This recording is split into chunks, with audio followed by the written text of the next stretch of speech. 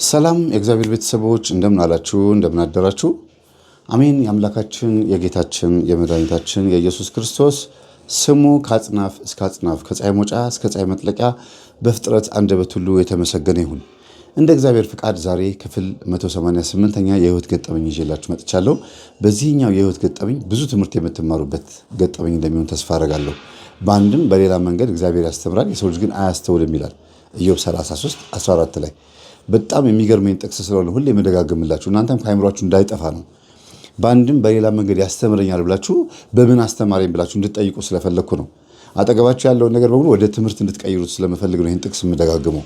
መጽሐፈ ኢዮብ ምዕራፍ 33 ቁጥር 14 ላይ በአንድም በሌላ መንገድ እግዚአብሔር ያስተምራል፣ የሰው ልጅ ግን አያስተውልም፣ በህልምም ይናገራል፣ በብዙም ነገር ያወራል ይላል። ስለዚህ ይሄ ገጠመኝ በጣም የሚያነቃ ገጠመኝ ነው። አንደኛ የታሪኩ ባለቤት የሆኑት እናት ልጆቻቸው እንዴት እንዳሳደጉ ወደኋላ መለስ ብለን እናያለን። ሁለተኛ ነገር ደግሞ አሁን ያሉበትን ሁኔታ የልጆቻቸው ሁኔታና የሴትዮዋ ማንነት በደንብ አድርገን እናብራራለን። ሶስተኛ የባለቤቶቻቸው ያገቧቸው 4 ባሎቻቸው ማንነት በደንብ አድርገን ስናብራራ ትረዳላችሁ። እንደገና በመኖሪያ ቤታቸው ውስጥ ብቻ ሳይሆን ስራ ቦታቸው ላይ ልጆቹ ጋርም ቤተሰቦቻቸው ጋር መጠቅለያ ይሄ መንፈስ ወደ ስራ ቦታ ላይ እንዴት እንደሚሄድ እንደሚናፈስ ነው የምናየው። ከጎኔ እንደምትመለከቱት ኩል ምን ማለት እንደሆነ የኩል መንፈስ እንዴት ተከትሎን ስራ ቦታና ትዳር ላይ በሁሉም ስራችን ላይ ተከትሎ መጥቶ እንዴት እንደሚያበለሻሽብን እንድናይ ያመጣሁት ትምህርት ነው። እኔም የማወራውን ትሰማላችሁ፣ ጆሮአችሁን ጣል አድርጋችሁ ያመልከኝ ስለምታውቁት ቪዲዮን ግን የበለጠ በደንብ እያያችሁ ብዙ ነገር እንደምትማሩበት ተስፋ አደርጋለሁ። አይነ ህሊናችሁ ከራሳችሁ ህይወት ጋር አይናችሁ ደግሞ እኔም ጋር ቪዲዮም ጋር እያደረገ ከዛ ታሪኩን ትከተሉኛላችሁ ማለት ነው። ጆሮአችሁ የዝነ ልቦናችሁ መስማት ያለበት ገጠመኙን ነው። ከዛ ጎን ለጎን ደግሞ ራሳችሁንም ማሰብ አለባችሁ። ፖዝ እያደረጋችሁ ስለ ራሳችሁ ማሰብ አለባችሁ። ምንድን ነው እያወራ ያለው ይሄ ልጅ? ከየት አምጥቶት ነው? ምንድን ነው ይሄ ነገር? እውነት ኢትዮጵያ ውስጥ የተከናወነ ነገር ነው ስትሉ የራሳችሁን ህይወት እያያችሁ ከሆነ አዎ እንዴ እኛ ቤትም እንደዚህ ነበረ ማለት ትችላላችሁ። እና በኩል ዙሪያ ላይ ጠቅለል አድርጌ ለወደፊቱም ሌላ ገጠመኝ ከመጣ ላስተላልፍ እችላለሁ። ግን እዚህኛው ላይ በጣም በሰፊው ማብራሪያ ይመስለኛል። ሰዓቱ ከገፋም ሶሪ፣ ካጠረም ይቅርታ፣ እንደ ሁኔታዬ ነው። የ7 ሰዓት ገጠመኝ የ8 ሰዓት ማም ይሆናል ገጠመኝ ነው የነበረው መጀመሪያ። ያ ማለት ሶስቱም ልጆቻቸው ሴትዮዋ ነች አራተኛ። ሶስቱም ልጆቻቸው ቤት እየሄድኩኝ ኢንተርቪው ያደረኩት የሴትዮዋ የጎረቤት አጠቃላይ ሲደመር የ7 ሰዓት ከምናምን ቪዲዮ ነው አሳጥሬ በዚህ ልክ ያቀረብኩት። ያ ማለት አድካሚ ነው። በአንድ ቀን አይደለም፣ በየሳምንቱ በየቀኑ እየሄድኩኝ የቀረጥኩትን ነው ያቀረብኩላችሁ። እኔም እንደናንተ የተማርኩበት እንደዚህም አለ እንደ ብዬ የበለጠ እንዳውቅ የረዳኝ ገጠመኝ ነው። መልካም ቆይታ። እንግዲህ እኚህ እናት ስለ 4 ባሎቻቸው በመናገር ሲጀምር 3ቱ ባሎቻቸው በጣም ከባድ የሆነ የትዳር ፈተና ጊዜ ነው ያሳለፉት። መጨረሻ ላይ ያገቧቸው ባላቸው ግን በጣም መልካም በጣም ጥሩ ሰው የሚያስቡላቸው ሆኖ ቢገኙም ግን 4 ዓመት ብቻ ነው አብሯቸው የተቀመጡት። ደግሞም በትዳር ዘመናቸው እስቲ ላግባ ብለው ሲቀመጡ 1 ዓመት 2 ዓመት በጣም በዛ ከተባለ 2 ዓመት ከምናምን ነው። 3 ዓመት እንኳን ትዳር ላይ አልተቀመጡም። ብቻቸውን ረጅም ዓመት ኖረዋል።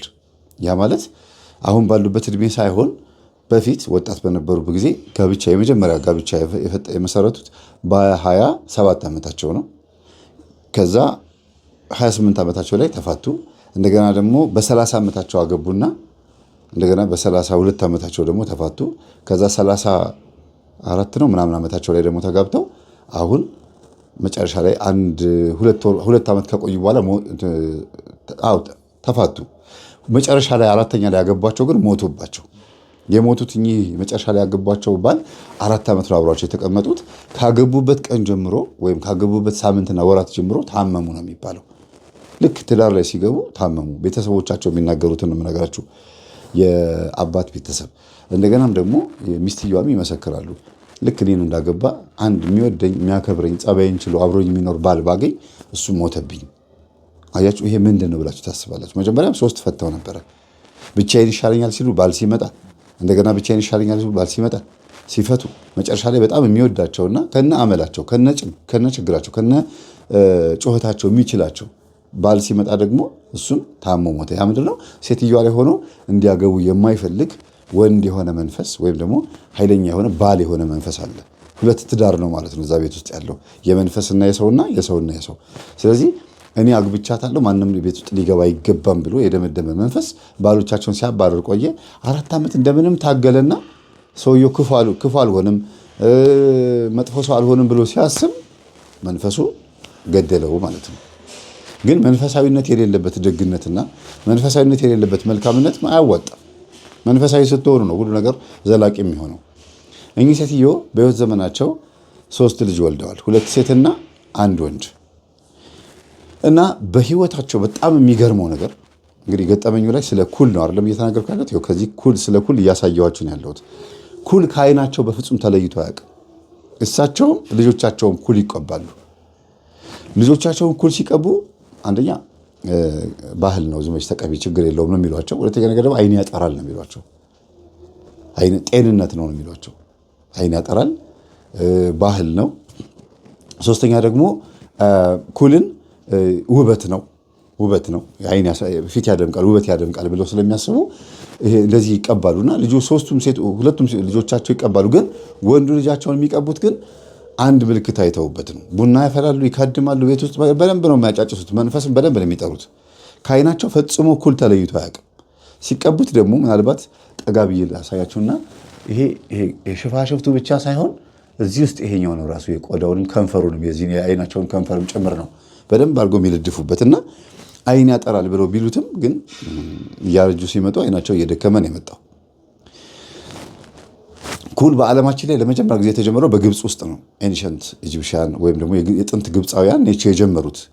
ሆረስ የሚባለው ጣዖት እና ፈርዖናውያን ወይም ፋራህ የሚባሉት ህዝቦች የተገናኘ ነገር ያላቸውን በኩል ነው። አይታችሁ ከሆነ የሆረስ ምልክት በቪዲዮ ላይ እንደምትመለከቱት የሆረስ ምልክት ምን አለው? እንትን አለው። ቅንድቡ በጣም የበዛ ነው። እንደገና ከስር ሰረገላ ጋሪ ይመስላል፣ የሚገፋ ጋሪ። ያ ምንድነው? በቅንድቡ ነው እንደዚህ ክብ ክብ የሚሰሩት በዚህ በሽፋሽፍቱ። ቀጥሎ ደግሞ ኩል ይኳላል እና የዓይን ምልክት ነው። አንዳንዴ ሆረስን በንስር መልክ ያደርጉታል። የንስር ምልክት ያለበት ያደርጉትና ግን ንስሩ ራሱ የተኳለ ንስር ይሆናል። ያ ምንድነው? ሁሉን ማየት ለመቻል ሰው ውስጥ ያለውን ማየት ለመቻል ወይም ደግሞ የሆነ ነገር የተደበቀ ነገር ለማግኘት ብለው የሚዋረሱት መንፈስ ነው ማለት ነው። ንስር ከሰማይ ሆኖ አይጥ በጉሪያ ውስጥ ተደብቃ ስትሽለኮለክ አይቷት መጥቶ ብድግ አድርጓት እንደሚሄድ ሁሉ እነሱም በዛ በሚዋረሱት የቡዳ መንፈስ ወይም የኩል መንፈስ፣ ቡዳ ነው ያው ኩል። በዛ መንፈስ ምን ያደርጋሉ? በሰው ልብ ውስጥ ያለውን በሰው አይምሮ ውስጥ ያለውን እንዲሁም ደግሞ የተደበቁ ነገሮችን የሰዎች የዋሿቸውን ነገሮች ለማወቅ እንዲጠቀሙባቸው ኩል ይኳላሉና እኚህ ሴትዮ ኩል የሚኳሉት ለምን እንደሆነ ባያውቁትም ግን ታዘው ከልጅነት ጀምሮ ይሄን ይኳላሉ። የሚገርማችሁ ከቤተሰባቸው ውስጥ እሳቸው ብቻ ናቸው ባዕድ አምልኮ የሚያመልኩት ወይም ደግሞ መንፈሱን የሚገብሩለት፣ ቡና የሚያፈሉት፣ የሚካድሙት። እንዳለ ወንድም እህቶቻቸውና አክስት አጎቶቻቸው በሙሉ እሳቸው ጨሌው እንደተረከቡ የቤቱን ከራማ እንደተረከቡ ሲያውቁ ሸሿቸው። ለምን? አንድ ሰው እንዲረከብ ነው የሚፈለገው እና በልጅነታቸውን ችግር የለም እኔ እቀበለዋለሁ የእናቴ አባቴን አምላክ ምን ችግር አለ ብሎ ተቀብለው ያው እያመለኩት ነው። የመጣውን ጉድ በኋላ ታያላችሁ። እና ባላቸው ከሞቱባቸው በኋላ ደህና ነገር ጥለውላቸው የሞቱት እና ቤት ማከራየት ይችላሉ። ውጭ ወጥተው መርካቶ ሱቅ አላቸው፣ ፒያሳ ጋር ሱቅ አላቸው፣ በተለያዩ ቦታ ላይ ይነግዳሉና ከድሃ በላይ ከሀብታም በታች ሆነው ነው የኖሩት። ያ ማለት ችግርንም በደንብ አያውቁትም፣ ድህነትንም ማነው ሀብታምነትም በደንብ አያውቁትም። መራብ መጠማት ምናምን ይሄ መጎሳቆል ልብስ ምናምን እንደዚህ የሚባል ነገር የለም። ግን በመጠኑ ነው የሚኖሩት፣ መካከለኛ ኑሮ ነው የሚኖሩት። መኪና የሌለው ሀብታም ታውቃላችሁ? እንደዛ ማለት ነው። መኪና የላቸውም ግን ሀብታም ናቸው። እና ልጆቻቸውን አሳደጉ። አብረዋቸው ሲያድጉ ደግሞ ኩል እየኳላቸውን ያሳደጓቸው። ኩሉ ላይ ስመጣ ትልቁ ሚስጥር ያለው እዚህ ጋር ነው። ልጆቹ ሁለቱም ሴቶች ልጆች ኩል የሚኳሉት ለምን ብያቸዋለሁ? ባህል ነው፣ ውበት ነው። ከዛ ደግሞ ዓይን ያጠራል ተብለው ነው የሚኳሉት። እናታቸው ስትሸውዳቸው ደግሞም ሁሉም እናቶች እንደዚህ ብለው ነው የሚሸውዱት። ሌላው ወንዱም ይኳላል። የሚገርማቸው እዚህ ቪዲዮ ላይ ወንድ ሲኳል አይታችኋል አይደል? ወንዱ ልጃቸውም ይኳላል። ተኩሎ ግን ከቤት አይወጣም። ተኩሎ ቤት ነው የሚሆነው። ቤት በሚውልበት ሰዓት ይኳላል። ወይም ደግሞ የሚኳለው አንድ ነገር ሲያጋጥመው ነው። ምን ሲባል በጣም የሚያሳፍር ነገር ነው። ሽንት ቤት ሲቀመጥ ደም ያስቀምጠዋል አይነ ጥላዋ ወይም ደግሞ ራሄሎ የምትባለው ዛር መንፈስ ታጠቀዋለች። ሁለተኛ ነገር ዝንየት ሲመታው ነው። እናቱን ሲነግራት ምንድን ነው ለመጀመሪያ ጊዜ ከህብረተ ስጋው ዝንየት ወይም ደግሞ ህልመ ሌሊት ሲፈሳው እናቱን ሲጠይቃቸው ይሄ ነገር ሲታይህ እኔ ጋር መተህ ንገረኝ ብለውት ከመጀመሪያው ዝንየት ከፈሰሰው ጊዜ ጀምሮ ኩል ይኳላል። ያ ማለት ራሄሎ ወይም ሴት ዛር አይነ ጥላ እሱ ውስጥ እንዳለች ማሳያ ነው። ባላቸው ላይ ነበር፣ ባላቸውም ይኳሉ ነበር። እኚህ መጨረሻ ላይ ያሉት ባላቸው በነገራችን ላይ እኚህ እናት ባላቸው በነበሩ ጊዜ ቡና ሲያፈሉላቸው ይሄን ላድርግልህ፣ እሺ ችግር የለውም የሚመርም ይሁን የሚጣፍጥ ሰውየው በጣም የዋህ ናቸው ነው የሚሉት። አላርግልህ ያልኩት ልኳልህ ስለው ምን ያደርግልኛል? አይ ከዳንክ ብዬ ነው፣ ምክንያቱም ኩል ስኩላቸው የሚድኑ ልጆች አሉ ብለው ተናገሩኝ ሴትዮ። እንዲህ አይነት ነገር ሸገር ከተማ ላይ እኔም አንድ ናት አጋጥመውኛል። ናተ ብዬ ተጠርቼ ጎረቤት ናቸው። ልጄ ኩል ስኩላቸው የሰፈር ልጆችን በሙሉ ይድናሉ፣ ይሄ ነገር መንፈስ ነው አሉኝ። አዎ የኔ እናት እንዴት ነው እንደዚህ የሚሆነው ግን እስቲ ንገሩኝ ስላቸው ሴትዮዋ ትምህርቴን ያዳምጣሉ፣ ግን አልገባች። ስለ ኩል ሳስተምር ሰምተው ደንግጠዋል፣ አቁመዋል። እንዲያው ኩል መኳል የሰፈር ልጆች በሙሉ ሲታመሙ እናቶቻቸው ጠርተው ውስጥ ይኳሉልን ይሉኛል። እኔ ኩሉን የማዘጋጀው ከሁለት ነገር ነው። አንደኛ ባህላዊ በሆነ መንገድ፣ ሁለተኛ ነገር ደግሞ ገዛዋለሁ፣ ገዝቼ ቀምመዋለሁ አሉ። እንዴት እንደሚቀምሙት ብዙም ያናክል አልነገሩኝም እና ሁለቱንም ነው የምጠቀመው አሉ። እና ግን ቡና ሳፈላ ገና የመጀመሪያውን አቦል ከመጠጣቴ በፊት ሸዋ አረገዋለሁ አሉ አይናቸውን። ከዛ በኋላ ነው ኩል ቡናቸው የሚጠጡት። ኩሉም ጥቁር ቡናውም ጥቁር አይደለ? እንግዲህ ትግርኛ ላይ ጠቋርዬ ነው ተኮርዬ ነው ብሎ የሚዘፍ ነው።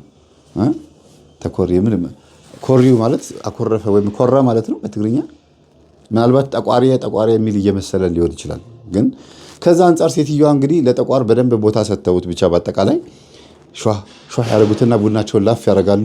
ሁለተኛውን አቦል ሲጠጡ ደግሞ ማነው በረካ ሲጠጡ ደግሞ እንደዛው ያደርጉታል። ጀባ ሲጠጡ ደግሞ እንደዛው፣ ቶና ሲጠጡ እንደዛው፣ አራተኛ እያለ ይሄዳል አይደል? አቦል በረካ ጀባ ቶና እያለ ሄደው አይደል? ይሄ በየቤታችን የሚደረግ የነበረ ስለሆነ ምንም ማንም ስሙ አይጠፋው እና በአንድም በሌላ መንገድ ግን ሴትዮዋ ኩል ሲኩሏቸው ልጆቹ ይድናሉ። እና እኔ የኳልኳቸው ልጆች በሙሉ አሁን መንፈስ አለባቸው ወይ አሉኝ። አዎ አልኳቸው። እኚህ ሴትዮውም እንደዛ ነበሩ። ያንን ገጠመኝ ያስታወሰኝ እና ልጆቼን ሲታመሙብኝ ከትምህርት ቤት ሲመጡ ትምህርት ቤትም አሟቸው ከቤት ሲቀሩ ቡና ፈላላቸዋል፣ ይድናሉ አሉ።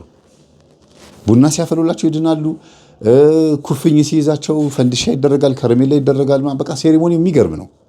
ኩፍኝ ታውቃላችሁ? ሞኝ ባገኝ ደም እዚህ ጋር ታደርጉ ስታፈሱለት ጥቁር ደም ይፈሳል አይደል? ሞኝ ባገኝ ልጆች ላይ ደግሞ ፊታቸው ላይ ይልባቸዋል። ከዛ ሞኝ ባገኝ ወይም ኩፍኝ ያገኛቸው ይባላል። ከዛ ቡና ተፈልቶ ከረሜላ ፈንዲሻ ተዘጋጅቶ የሰፈር ልጆች በሙሉ ይጠሩና የልጄ ምናምን ይባልና ሱሉስ እንደ ጦስ ማዞር ማለት እንዲደረግና ልጆች ብሉ ይባላሉ ከረሜላውን። እነሱ ደግሞ ከረሜላ አገኘን ብለው ሲሻሙ የልጁን በሽታ ይዘውለት ጠርግ። ከዛ አንዱ ሰው ቤት ይገባል። ሁሉም ቤት አይገባም። አንዱ እየተቀባበለ ሰፈሩ ላይ አይዳረስና ደግሞ ሌላ ሰፈር ይሄዳል። ኩፍኝ እንደዛ ነው የሚባለው፣ ግን የትም አይሄድም። የሚባለውን ነው የሚያልኳችሁ እንጂ ሰይጣን እንደዚህ ሞኝ አይደለም። በከረሜላ ሊሄድ በጸበል ታገለ፣ በመስቀል ናውጣ ትውጣ፣ በስላሴ ስም ክርስቶስ ራሱ ይሄ መንፈስ ውጣ ስንል አልወጣም አለን ብሎ ማርቆስ ወንጌል ምዕራፍ 9 ላይ ታስታውሱ እንደሆነ ለምንድን ነው ያልወጣልን ብለው ጠየቁት። ይህ ወገን ያለ ጾም ጸሎት በስተቀር በሌላ አይወጣም የተባለ ሰይጣን በከረሜላ ሊሄድ ኩፍኝ በፈንዲሻና በከረሜላ ወደ ጎረቤት ሊሸኝ። ሞኞች እኮ ነን እኛ ኢትዮጵያኖች በእውነት በጣም የዋህ እና ብቻ ለማንኛውም እንኳንስ ዝንቦብሽ እንዲያውም ጤዛንሽ ነው። እንኳን እንደዚህ ያደርገ ነው። እንዲሁም አስቸጋሪዎች ናቸው መናፍስቶቹ። እዚህ ጋር ልናስተውሎ የሚገባ ወንዱ ልጅ ሽንት ቤት በሚቀመጥበት ሰዓት ምን ያጋጥመዋል መሰላችሁ? ደም ያስቀምጠዋል። ከዛ ዝንየት፣ ቅድም እንዳልኩት ዝንየት ሲፈሰው ለመጀመሪያ ጊዜ ኩል መኳል አስተምረውታል። አድጎ ግን እማዬ ለምንድን ነው የምትኩይኝ ብሎ ጠይቋል። እኔ አንተን የምኩልህ አንደኛ ነገር ይህንን በምቀባህ ሰዓት ጥሩ እድል እንዲቀናህ ነው። ደም ሲያስቀምጥህ በደምህ ምክንያት መጥቶ የሚለክፍህ ነገር እንዳይኖር ነው የሚሉት። የሚያስቡትም ሴትዮዋ እንደዛው ነው። ዋሽተውት አይደለም፣ ግን የደበቁት ነገር አለ። የዋሹት ሳይሆን የደበቁት ነገር አለ። ምንድነው የደበቁት? ራሄሎ የምትባል ዛር አይነ ጥላ መታ እንተን እንዳታጠቃህ ነው ሳይሆን፣ ወይም ደግሞ አንተ ሚስትህ ስለሆነች ነው አላሉትም፣ ወይም ከአንተ ውስጥ ገብታለች አላሉትም። እንዳይለክፍህ ነው ወይም ጸላይ ሰነት እንዳያገኝ ነው ምናምን ነው የሚሉት። ዝኔት ሌሊት ሲፈሰው ፓንቱ ሲበሰብስ እንደ ኖርማል ነገር መጥቶ እማዬ እንደው ዛሬ እኮ ረጥቤ ነው ያደርኩት ይላል እህቶቹ ፊት። ከዛ ይስቁበታል። ኖርማል ሆኗል በቤት ውስጥ። በኋላ ነው ነውር መሆኑን ያወቀው። ጓደኞቹ ፊት ሲሄድ ምናምን ሲያወራ ኧረ እንደዚህ አይባልም አንተ ልጅ ምናምን ሲሉት ነው ይሄ ነገር እንደዚህ አይባልም እንዴ ምናምን ብሎ ማሰብ የጀመረው ጎረምሳ ሆኖ እንጂ በጣም ኖርማል አድርጎት ነበረ። ለምን እናቱ ናቸው ለዚህ ያበቁት። እና ለአንደኛው ጓደኛው ይነግረዋል። ያ ጓደኛው ደግሞ መንፈሳዊና የሰንበት ትምህርት ቤት ተማሪ፣ የጽዋ ማህበር ሙሴ፣ እንዲሁም ደግሞ በጣም ትልቅ ቦታ ላይ ያለ ኃላፊነት ያለው ሰው ነው። ምናልባት ትልቅ ድርጅት ውስጥ ኃላፊነት ቦታ ላይ ያለ ሰው ነው። ወጣት ሆኖ ትምህርቱን በጊዜ የጨረሰ ነው። አሁን ባለው ጊዜ ላይ አምጥቻቸዋለሁ። ወደኋላ ሲሄድ እናትየዋ ልጆቻቸውን እያሳደጉ ባለበት ሰዓት ላይ የሰፈር ልጆችን ኩሊኩሉ ነበረ ሳይሆን ያልኳችሁ የሰፈር ሰዎች አይወዷቸውም። ያችኛዋ ወደ ሸገር ከተማ ላይ ያሉ ሴትዮ ናቸው የሰፈር ልጆችን ኩል የሚኩሉት። እኚህ ሴትዮ ግን የሰፈር ሰው አይወዳቸውም ብቻ ሳይሆን ቤታቸው ማንም ሰው አይመጣም። የተገለሉ ናቸው። አንደኛ ቡዳ መንፈስ አለባቸው ተብሎ ስለሚታሰቡ ነው። ሁለተኛ ነገር ደግሞ ሴትዮዋም ችግር አለባቸው። ሐሜትም ምላሳቸውም ትንሽ ከበድ ያለ ነው። ሶስተኛ ነገር ደግሞ ወደ ሰው ቤትም እሳቸው አይሄዱም እና ሰዎች እሳቸው ቤት አይመጡላቸው። እሳቸው ሰው ቤትም ስለማይሄዱ ነው። እና ይሄ ቡዳ ናቸው ተብሎ የሚታሰቡ ሰዎች ቤት ብዙም አይገባም አይደለም። የቡዳ መንፈስ አለባቸው ተብሎ የሚታሰቡ ሴትዮዋ በገሃድ የቡዳ መንፈስ እንዳለባቸው አይነገራቸውም። ሰው ግን እንደዛ ብሎ እንደሚያገላቸው ያውቃሉ። እና ስለምትሰሙት ድምፅ በጣም ይቅርታ አድርጉልኝ። እንግዲህ ትንሽ አካባቢ ላይ ልማት ስላለ ነው። በጣም ይቅርታ ስለምትሰሙት ድምፅ። እዚህኛው ገጠመኝ ላይ በጣም የተገረምኩት ነገር ቢኖር ከዚህ በኋላ ያለው ነገር ነው። እማማ ልጆቻቸውን አሳድገው ለወግ ማድረግ ወይም ደግሞ ለግራጁዌሽን አብቅተው ከዛ ደግሞ ለአቅመ ሔዋንና ለአቅመ አዳም ሲያደርሷቸው የትዳር ነገር መጣ። መጀመሪያ ያገባችው መካከለኛ ያለችው ልጅ ነች። የመጀመሪያ ልጃቸው ወይም ደግሞ ትልቋ ልጃቸው አላገባችም። ጓደኛ ይዛ መጣች። ተቀደምሽ ብለዋት ያችኛዋን ቶሎ ብላ አገባች። አግብታ ወደ ትዳሯ ይችኛዋ በሄደች በ8 ወር ደግሞ ያችኛዋ እንዴ ወጪ በወጪ አደረጋችሁ ምን አለ አንዴ ብታገቡ ሰው አሁን ታገባለህ አሉት ወንዱን። እማዬ ላግባ እንዴ አለ አለች ጓደኛ አሉት። አዎ አለችኝ። አምጥቶ አስተዋወቃቸው። በጣም የሚገርማችሁ ነገር ከሁለቱ እህቶቹ ይልቅ እሱ በጣም ብዙ ሴቶች ቀያይሯል። በዝሙትም ይጥለዋል፣ ሴቶችም አይጸኑለትም። ጥርሰ ፍንጭት በጣም በጣም በጣም ቆንጆ የሆነ ልጅ ነው፣ ግን የዝሙት መንፈስ አለበት። ብዙ ጊዜ ይሄ ነው ብዬ ባልናገርም በተፈጥሮ በሳይንሱ የሚነገረው ነገር ልንገራችሁ። አይናቸው ከዚህ ከአይናቸው ስር ይችኛዋ ክቧ ማለት ነው ወደ ላይ ስቅል ያለች አይን ያላቸው ሰዎች ምናልባት በእንግሊዝኛው ሴክሲ አይ ይሏቸዋል። እንደገናም ደግሞ ፍንጭት የሆኑ ሰዎች ትንሽ እንደዚህ አይነት ነገር መንፈስ የዝሙት መንፈስ ምናምን ያገኛቸዋል ይባላል። እኔ አላልኩም፣ የሚባለውን ነገር ነው የምነግራችሁ። እና የተባለውን ነገር ተከትሎ መንፈሱ አድርጎት ከሆነ ጻፉልኝ። አዎ ይሄ ነገር እውነት ነው፣ እኔ ጋርም እንደዚህ አይነት ችግር አለ ማለት ትችላላችሁ። ከዛ አንጻር ልጁ እውነትም እንደዚያ ነገር አጋጥሞታል፣ የሚባለው ነገር ተፈጽሞበታል። ሌላው ድዱ ጥቁር ነው፣ ተነቅሶ አይደለም። እንደተነቀሰች ሴት ድዱ ጥቁር ነው። ሲስቅ ከፍንጭቱ ጋር ከምናምን ጋር በጣም ነው የሚያምረው ልጁ። ሁሉ ነገሩ ቆንጆ ነው። ግን ገና በወጣትነቱ ጸጉሩ ገባ ያለ ራሰ በረሃ እየሆነ የመጣ ልጅ ነው እና ስፖርት ይወዳል ምናምን ደንደን ያለ ቆንጆ ልጅ ነው። ግን ሴት በጣም ይቀያይራል። የሚቀያይረው ምንድነው? አንደኛ ዘማዊ ስለሆነ እኔ ዘማዊ ነበርኩ ብሏል። ሁለተኛ ነገር ደግሞ አይጸኑልኝም። እምዘሙተው የነበረው ለመፈተሽ ነው አለ። ጥሩዋን የምትስማማኝን የምትወደኝን ሴት ፈትሼ ለእናቴ አምጥቼ ለማስተዋወቅ ነበረ።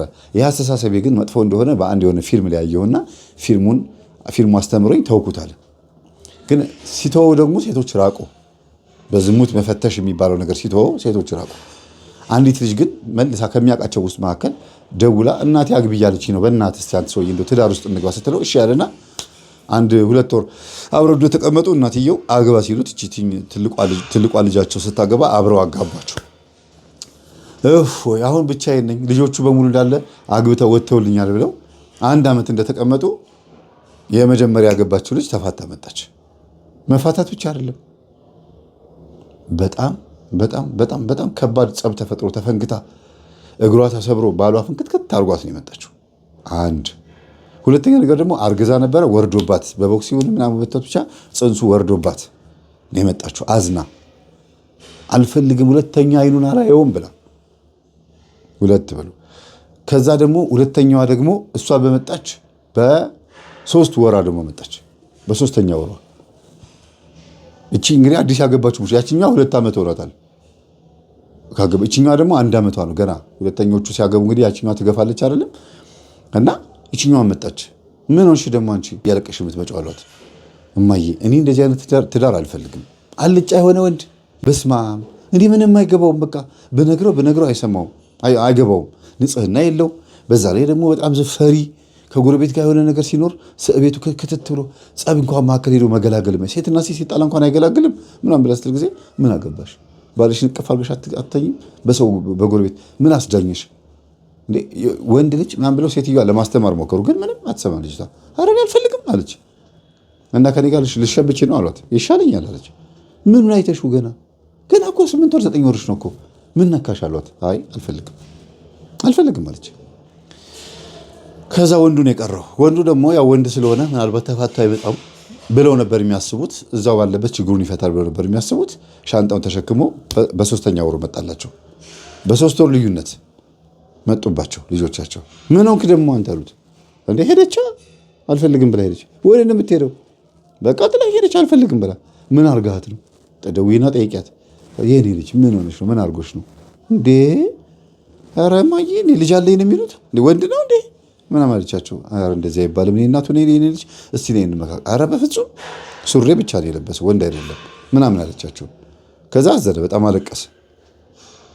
እና ለካ ልብስ ብቻ አይደለም፣ ለካ ቆመና ብቻ አይደለም፣ ሴት ፊትም ሲታይ ለካ ወንድነት መለካት አለበት ማን ብለው ራሱን በጣም አዘነ። እንዲያውም ራሱን ሊያጠፋ ሁሉ አስቦ ነበር፣ አልሞከረውም እንጂ። እና እኚህ እናት በጣም አዝነው በጣም ገርሟቸው በቃ ውስጣቸው ተነካ በጣም። አንደኛ በጎረቤቶቻቸው መሳቂያ ሆኑ፣ ሁለተኛ ነገር ደግሞ በልጆቻቸው አዘኑ። እሺ የሴቶቹ ሆነ አንተ ምን ሆነህ ነው እያሉት ማለት ነው። እማዬ እኔ ምን አደረኩኝ? ምንም እኮ አላደረኩም እኮ። እስቲ ንገሪኝ ምንድን ነው የተፈጠረው? እኔ ምንም አልተፈጠረም፣ በቃ ምንም የተፈጠረው ነገር የለም፣ እየኖርን እያለ እዛ ጉዳይ ላይ ምናምን ማለት እንዴ ምንም በቃ እንደምትፈልገውን ይሆንኩላት ታውቂኛለሽ። እኔ ሴቶች በዚህ ጉዳይ ላይ ምንም ችግር የለብኝም፣ ግን በቃ ሄደች። ልክ እሳቸው እንደገጠማቸው ነገር ነው የገጠመው።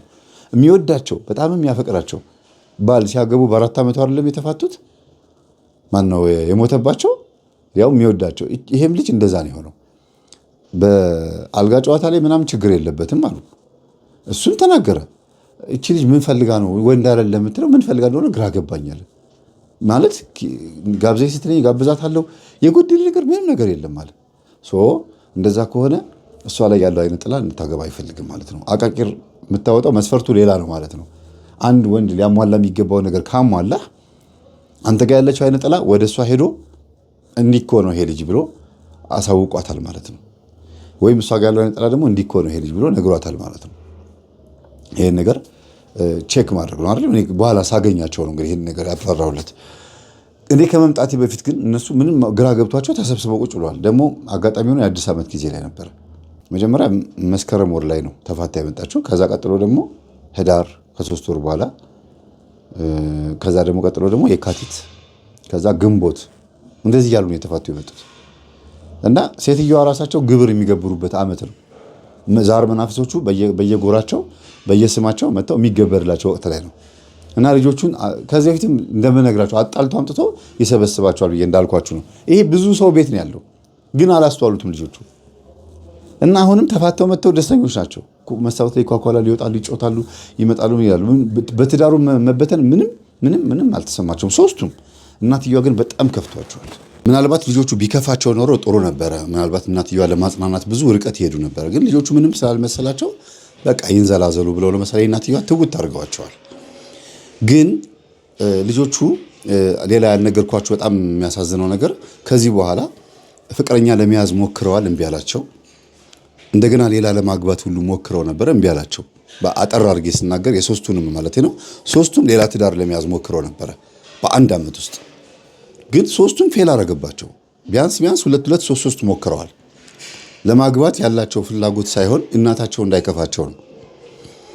የእሳቸው ሙትወታ አለበት። እንደገናም ደግሞ ከራማውን ይለምኑታል። እንደው እባክህን እንደው የእናቴ አባቴ አምላክ እያሉ መንፈሱን ይለማመኑታል። ይሄ የሚለማመኑት መንፈስ የሚያመጣላቸው ሰዎች እንዲያገቡ የማይፈልግ ነው። ምክንያቱም ከራሳቸው ከሴትዮዋ የወጣ ስለሆነ አይፈልግም። መጀመሪያ በቡዳ እሳቸው በልተዋቸዋላ። ከእሳቸው የእሳቸውን ህይወት እንዲኖሩ ስለሆነ የሚፈልገው እንዴት ነው እንዲያገቡ የሚፈቅደው? እና በተለይ የመካከለኛዋማ ወንድ ስንት ጊዜ ይዛ እንደመጣች እማ ይሄስ ይሆንሻል ይሄ አይሆንሽም እያለች ሸሚዝና ካናቴራ እንደሚቀይር ሰው ሊሆንችባቸውና አይ ምን ነው በቃ አርፈሽ ተቀመጪ ራሳቸው የምጡ አንቺ አታብጭብኝ ምናምን ብለዋል። ለምን ሴቶች ራሳቸው ያመጡትን ሴትዮዋ ሊወዱ አልቻሉ። መስፈርታቸው የሴቶቹና የእናትየው መስፈርት አልተገናኘም። በጨዋታ መልክም በፎቶ በስልክ ታሳያቸዋለች። እማ ይሄ ልጅ ይኸውልሽ በጣም ወድጄዋለሁ በቃ ይሄን ነው የማገባው ስል ጊዜ አይተዋቸው እንደዚህ ዝም ይሉና ዝም ይላሉ። በአንድም በሌላ መንገድ ግን ወንዱ ትንሽ ለእናቱ ያዝናል። እማዬ እኔ እኮ የምትሆነኝን ሴት ማግባት አለብኝ ግዴታዬ ነው። ግን ሴቶቹ ተቀይረዋል። በዚህ ዘመን ያሉ ሴቶች በቃ ለትዳር ያላቸው መስፈርት ይለያል። ለወንዶች የሚመች አይደለም። አሁን ያለውን ወንድ ምቾት የሚፈጥር መስፈርት የላቸውም ብሎ ይነግራቸዋልና ተዋት ትመጣለች ራሷ አንተ ዝም ብለህ ተቀመጥ ይላሉ። መልሶ ደግሞ የሆነ ጊዜ ላይ ደግሞ እሺ ውሎ እንዴት ነው እንደው እጅህ መካከል አይን ውስጥ የገባች የለችም ይላሉ። አይ እማዬ እስቲ እንደኛ ሹክ ብለሽ ለባብሰሽ ውጭና ያለውን ነገር እስቲ ላሳይሽ ብሎ ቀልዶባቸዋል። እናንተ ልጠበስ ነው ወይስ ልጠብስ ነው የምወጣው ምናምን ይቀላለዳሉ። በእርግጥ ግን በዛ ውስጥ እውነት አለው። በአሽሙር ውስጥ ወይም በቀልዶቻቸው ውስጥ ፍላጎቶቻቸውን እየተናገሩ ነው ሴትዮዋ። እና ከአንድም 2-3 ሞክረዋል፣ ግን እምቢ አላቸው። ትልቁ አንድ ጊዜ ምን እንዳጋጠመው ልንገራችሁ። በዛ 1 ዓመት ውስጥ ማለት ነው ትዳሯን ፈታ እንደመጣች ሌላ ሰው ላግባሽ ብሎ አስቸግሯት ቤት ድረስ ተከትሎ መጣና ከዛ ይሄ ሰውዬ አንድ በሉት ብላለች። ቤት ውስጥ ገብታ ማን ነው አሏት። በር ላይ ቆሟል። ካልተዋወቅሽኝ ይላል።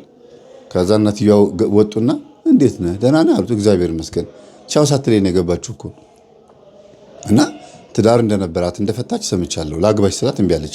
እኔ ደግሞ ከድሮ ጀምሮ አውቃታለሁ አለ። ና ግባስ ብሎ አስገቡትና የት ነው የምታውቃት? እሷ ፊት እኮ ነው። ትምህርት ቤት አብረን ተምረናል ስለሚያቀኝ ነው። በቃ አልፈልግም አልኩ እኮ እኔ አይመቸኝ። በቃ እኔ አሁን ህይወት ላይፍ አስጠልቶኛል። ጊዜ በስመ አብ ምን ነው አንቺ አሏት እናትየው። ከዛ አይ ማዘር በቃ ተዋት፣ እንደዚህ እያለች ከሆነ ያገባኋት ነገ ከነገ ወዲያ ችግር ስለሚፈጠር ይቅርብኝ፣ እንዲያውም እንዲህ አይነት ነገር ቢቀርብኝ ነው የሚሻለው ብሎ ወጣ።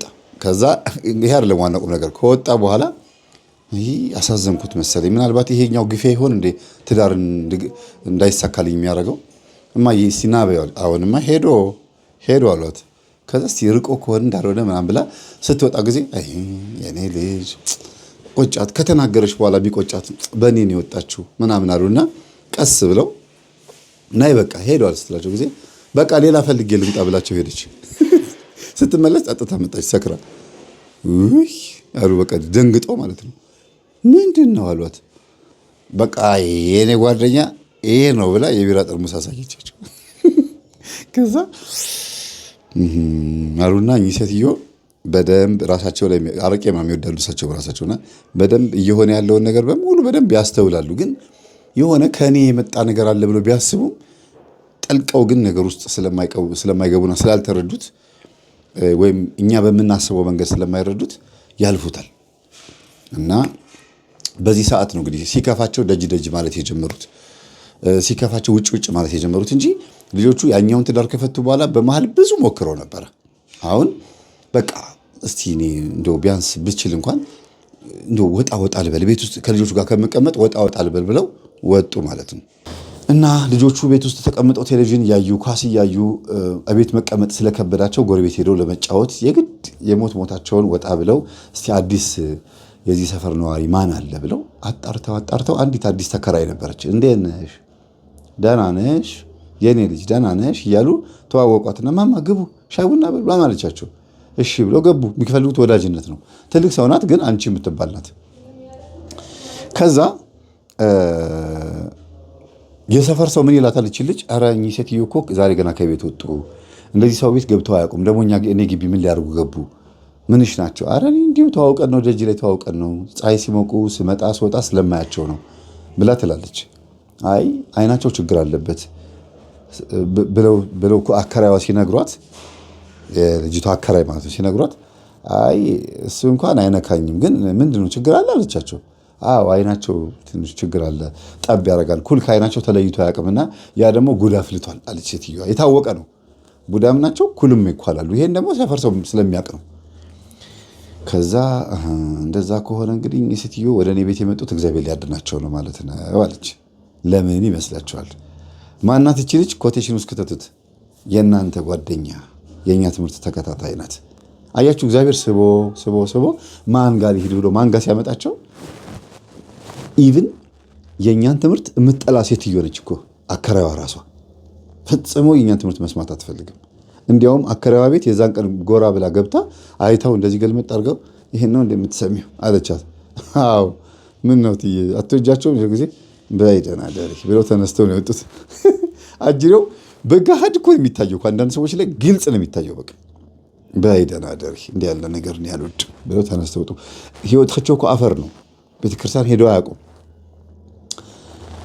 እና ልጃቸውም የኛ አከራይዋ ልጅ ደግሞ ምን አለ፣ ልጅቷን ወዷት ነበር እቺ ልጅ የመምህር ግርማን የነ መምህር ተስፋዬን ትምህርት እኮ ታዳምጣለች ብለው ሲነግሩት እናትየው ማለት ነው በስማ እንደዛ መኮረች አልፈልጋትም አለ እና መተው ነግረዋታል መሰለኝ። ልጅ አይኑን ጣል ሳያረግብሽ አይቀርም እንደው እባክሽ እንዳታስቀይም ይሁንም ወድጄሽ ነበረ ምናምን ብለዋታል መጀመሪያ። እና አይ እንግዲህ እግዚአብሔር የፈቀደው ከሆነ ነው እንጂ እኔ እንኳን ሐሳቡም የለኝም ይሁን እስቲ ምናምን ብላ አውቃ ስቃ ምናምን ወጣች። የመንግስት ሰራተኛ ናት፣ ገቢዎች ነው የምትሰራው። እና በመንገድ ላይ አግኝቷት እንዴት ነው ማዙካ ትንሽ አልተነፈሰችም? ጊዜ አይ ከሰው ጋር የሚውል እኮ ከስተመር እኮ የሚያስተናግድ ሰው እኮ ያን ያክል ለፍቅር አይመችም። እኔ ብዙ ሰው ጋር ነው የምውለው፣ ባይሆን ደስ ይለኛል፣ እኔ አልመረጥኩህም አለችው። አውቀሽ ነው እባክሽን፣ ዝም ብለሽ ነው፣ ትዳር የለሽ፣ በዚህ እድሜሽ ምንድን ነው የምታካብጂው ምናምን አላት። አይ ገና ያፈቀርካትን ሴት በዚህ ልክ የምታወራ ከሆነ ወድጄሻለሁ ብለህ በዚህ ልክ የምታወራ ከሆነ ነገ ደግሞ ታቆስለኛለህ ምናምን ብላ እየተተራረቡ ወደ ቤት መጡና ቻው ቻው ተባብለው ተለያዩ። አሁን ግን የእኛን ትምህርት እንደምታዳምጥና ቤቷ በጣም ደስ እንደሚል የጸሎት ክፍል ደግሞ እንዳላት ምናምን ሴትዮዋ ሲነግሩት የነ መምህር ግርማን ትምህርት አዳምጠሽ መንፈሳዊ ከምትሆኚ ዓለማዊ ጨዋ ብትሆኚ ይሻልሻል እናቴ፣ እዛ ቤት እንዳትረግጭ ብሎ አልደመደመውም? እንዲህ ዘመናዊ ወጣት ሆኖ እንደዚህ አይነት ነገር ከተናገረ መንፈሱ በደንብ ነው የተዋረሰው ማለት ነው ልጁ ላይ። ለምን መንፈሳዊ ሆነሽ የእነሱን ትምህርት አዳምጠሽ መንፈሳዊ ከምትሆኚ ዓለማዊ ብትሆኚ ይሻላል። ዓለማዊ ክርስቲያን ያ ማለት ኃጢአትን እንደፈለግሽ እያጨማለሽ ብትኖር ይሻላል ነው። ለምን እንደዚህ ተመኘ ሲባል የተሳሳተ አመለካከት አለው። እንዲህ አይነት አመለካከት ያላቸው ሰዎች ምን አይነት እንደሆነ ታውቃላችሁ? አንደኛ የእናትና የአባታቸውን የዛር መንፈስ የቤተሰብ የባዕድ አምልኮ ምናምን በደንብ ጠንቅቀው የማያውቁ ወጣቶች ናቸው ብዬ ነው የማስበው። የሚያውቁም ቢሆኑ እኔ ላይ ስልጣን የለውም ብለው ራሳቸውን በቲቪት ያሳበጡ ናቸው። ሁለተኛ ሰባኪያንና አንዳንድ ማይክሮፎን የጨበጡ አገልጋዮች በሚያወሩት ብቻ በስማ ብለው በቲፎዞነት የሄዱ የነበሩ ናቸው። እና ይሄ ልጅ በዛ መስመር ውስጥ የነበረ ሰው ነው።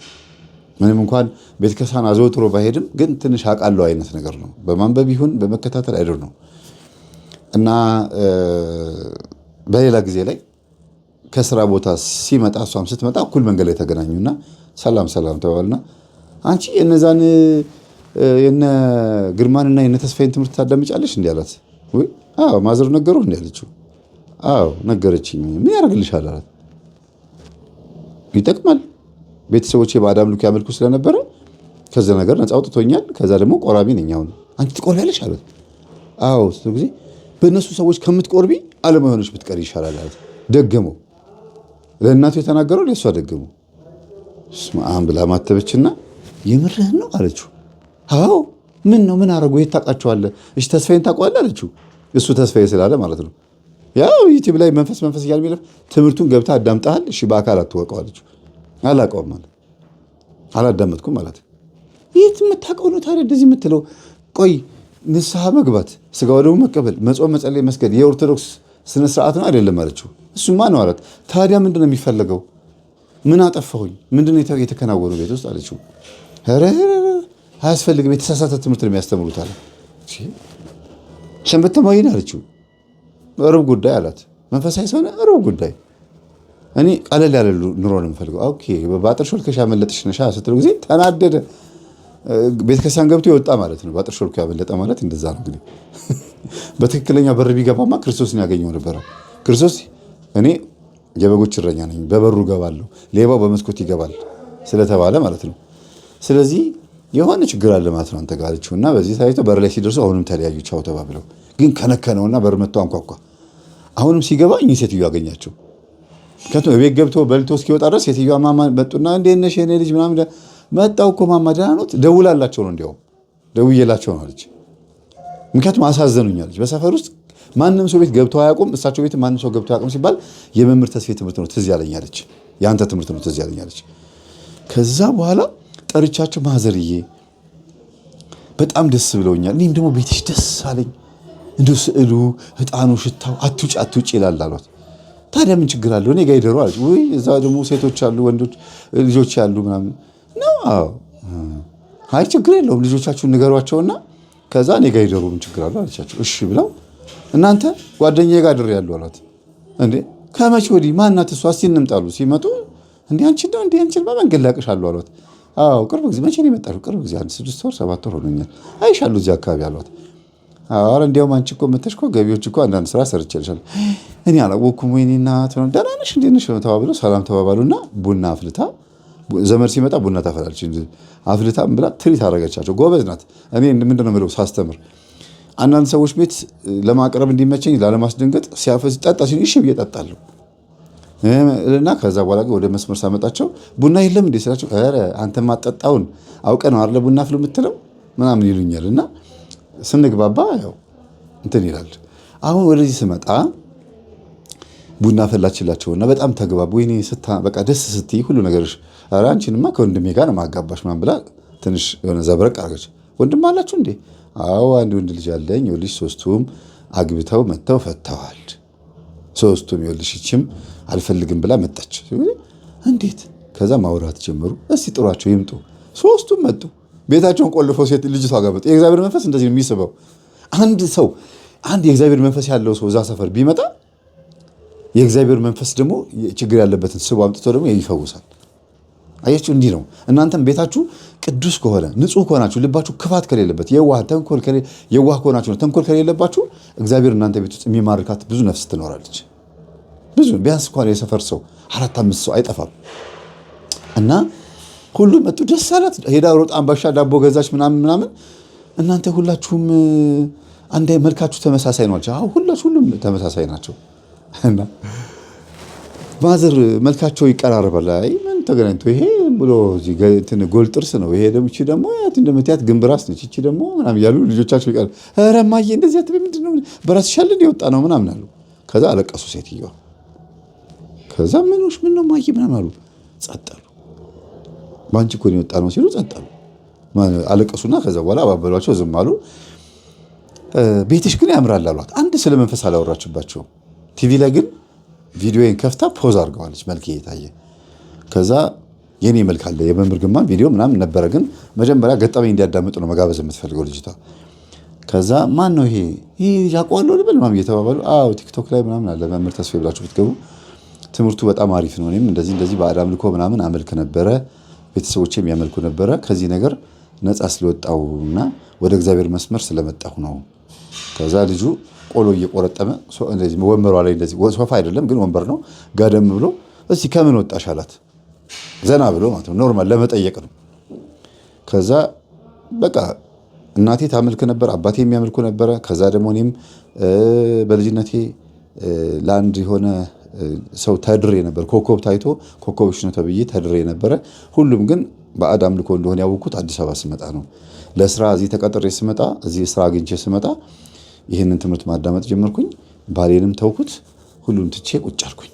እግዚአብሔር በእኔ ውስጥ ገባና ስጋ ወደሙ ተቀበልኩ። ጊዜ በስማ አሉ። ሁሉም ቆርበሻል አሉት። አዎ ከትናንቱ በቀደም ዕለት ቆርቤያለሁ አለቻቸው። ደነገጡ። ወይኔ ታድለሽ ምናምን አሉና ከዛ ግን ቸኮልሽ አለቻት አንደኛዋ ትንሿ ማለት መካከል ላይ ያለችው መጀመሪያ ትልቋ ነች። ከዛ በኋላ መካከል ላይ ያለችው ከዛ ደግሞ መጨረሻ ላይ እና ነው መጀመሪያ ትልቋ ሴት አለች። ከዛ በኋላ ሴቷ አለች። ከዛ ወንዱ ነው መጨረሻ ላይ በእድሜ ማለት ነውና ፊዚካሊ ግን ወንዱ የሁሉም ታላቅ ይመስላል በእድሜ ማለት ነው። ከዛ በጣም እንትን ሲሏት ሲቃወሟት ወይ ማለት ሲጫኗት አረ ምንድነው ክርስቶስ በወጣትነታችሁ በውስጣችሁ አይንገስ ያለ ማን ነው ምናምን ብላ ስትላቸው እስቲ ምንድነው ልትቆርቢ ያስገድደሽ ወንድ ጠፍቶ ነው ወይስ ብቻኝነት ተሰምቶሽ ነው መስለው ጊዜ ምንም አይደለም ገብቶኝ ነው። ምን ህይወት መንፈሳዊ ህይወት ገብቶኝ ነው። እንደኔ የሚቆርብ እንደኔ የሚጸልይ እንደኔ የሚሰግድ እንደኔ አይነት ማንነት ያለው ሰው ካለ ይምጣ ብዬ በህይወቴ ላይ ወስኛለሁ ስትል ጸጥ አሉ ሁሉ። ከዛ ግን ጥሩ ነው ደስ ይላል ደሞዝሽ ስንት ነው አሏት እናትየው። አይ የቤት ኪራይ ከፍዬ አስቤዛ ሞልቼ ምናምን ይችላል አለቻቸው። ኧረ በለው የሴት ደሞዟን መደበቅ ጀመረች ማለት ጊዜ ዛሬ እኮ ነው የተዋወቅነው ቀስ ብለን ባይሆን ከተግባባን በኋላ ቀስ ብዬ እነግራቸዋለሁ ጊዜ ልጄ እኔን ትደብቅኛለሽ አሏት። ከዛ መታ በጆሯቸው ላይ 30 ሺህ ብር ነው አለቻቸው። ደህና ቦታ ነው ያለሽው አሏት። ከዛ ኧረ እማዬ የዚህን ያክል ተግባብታችኋል ምናምን ተባባሉ ልጆቹ።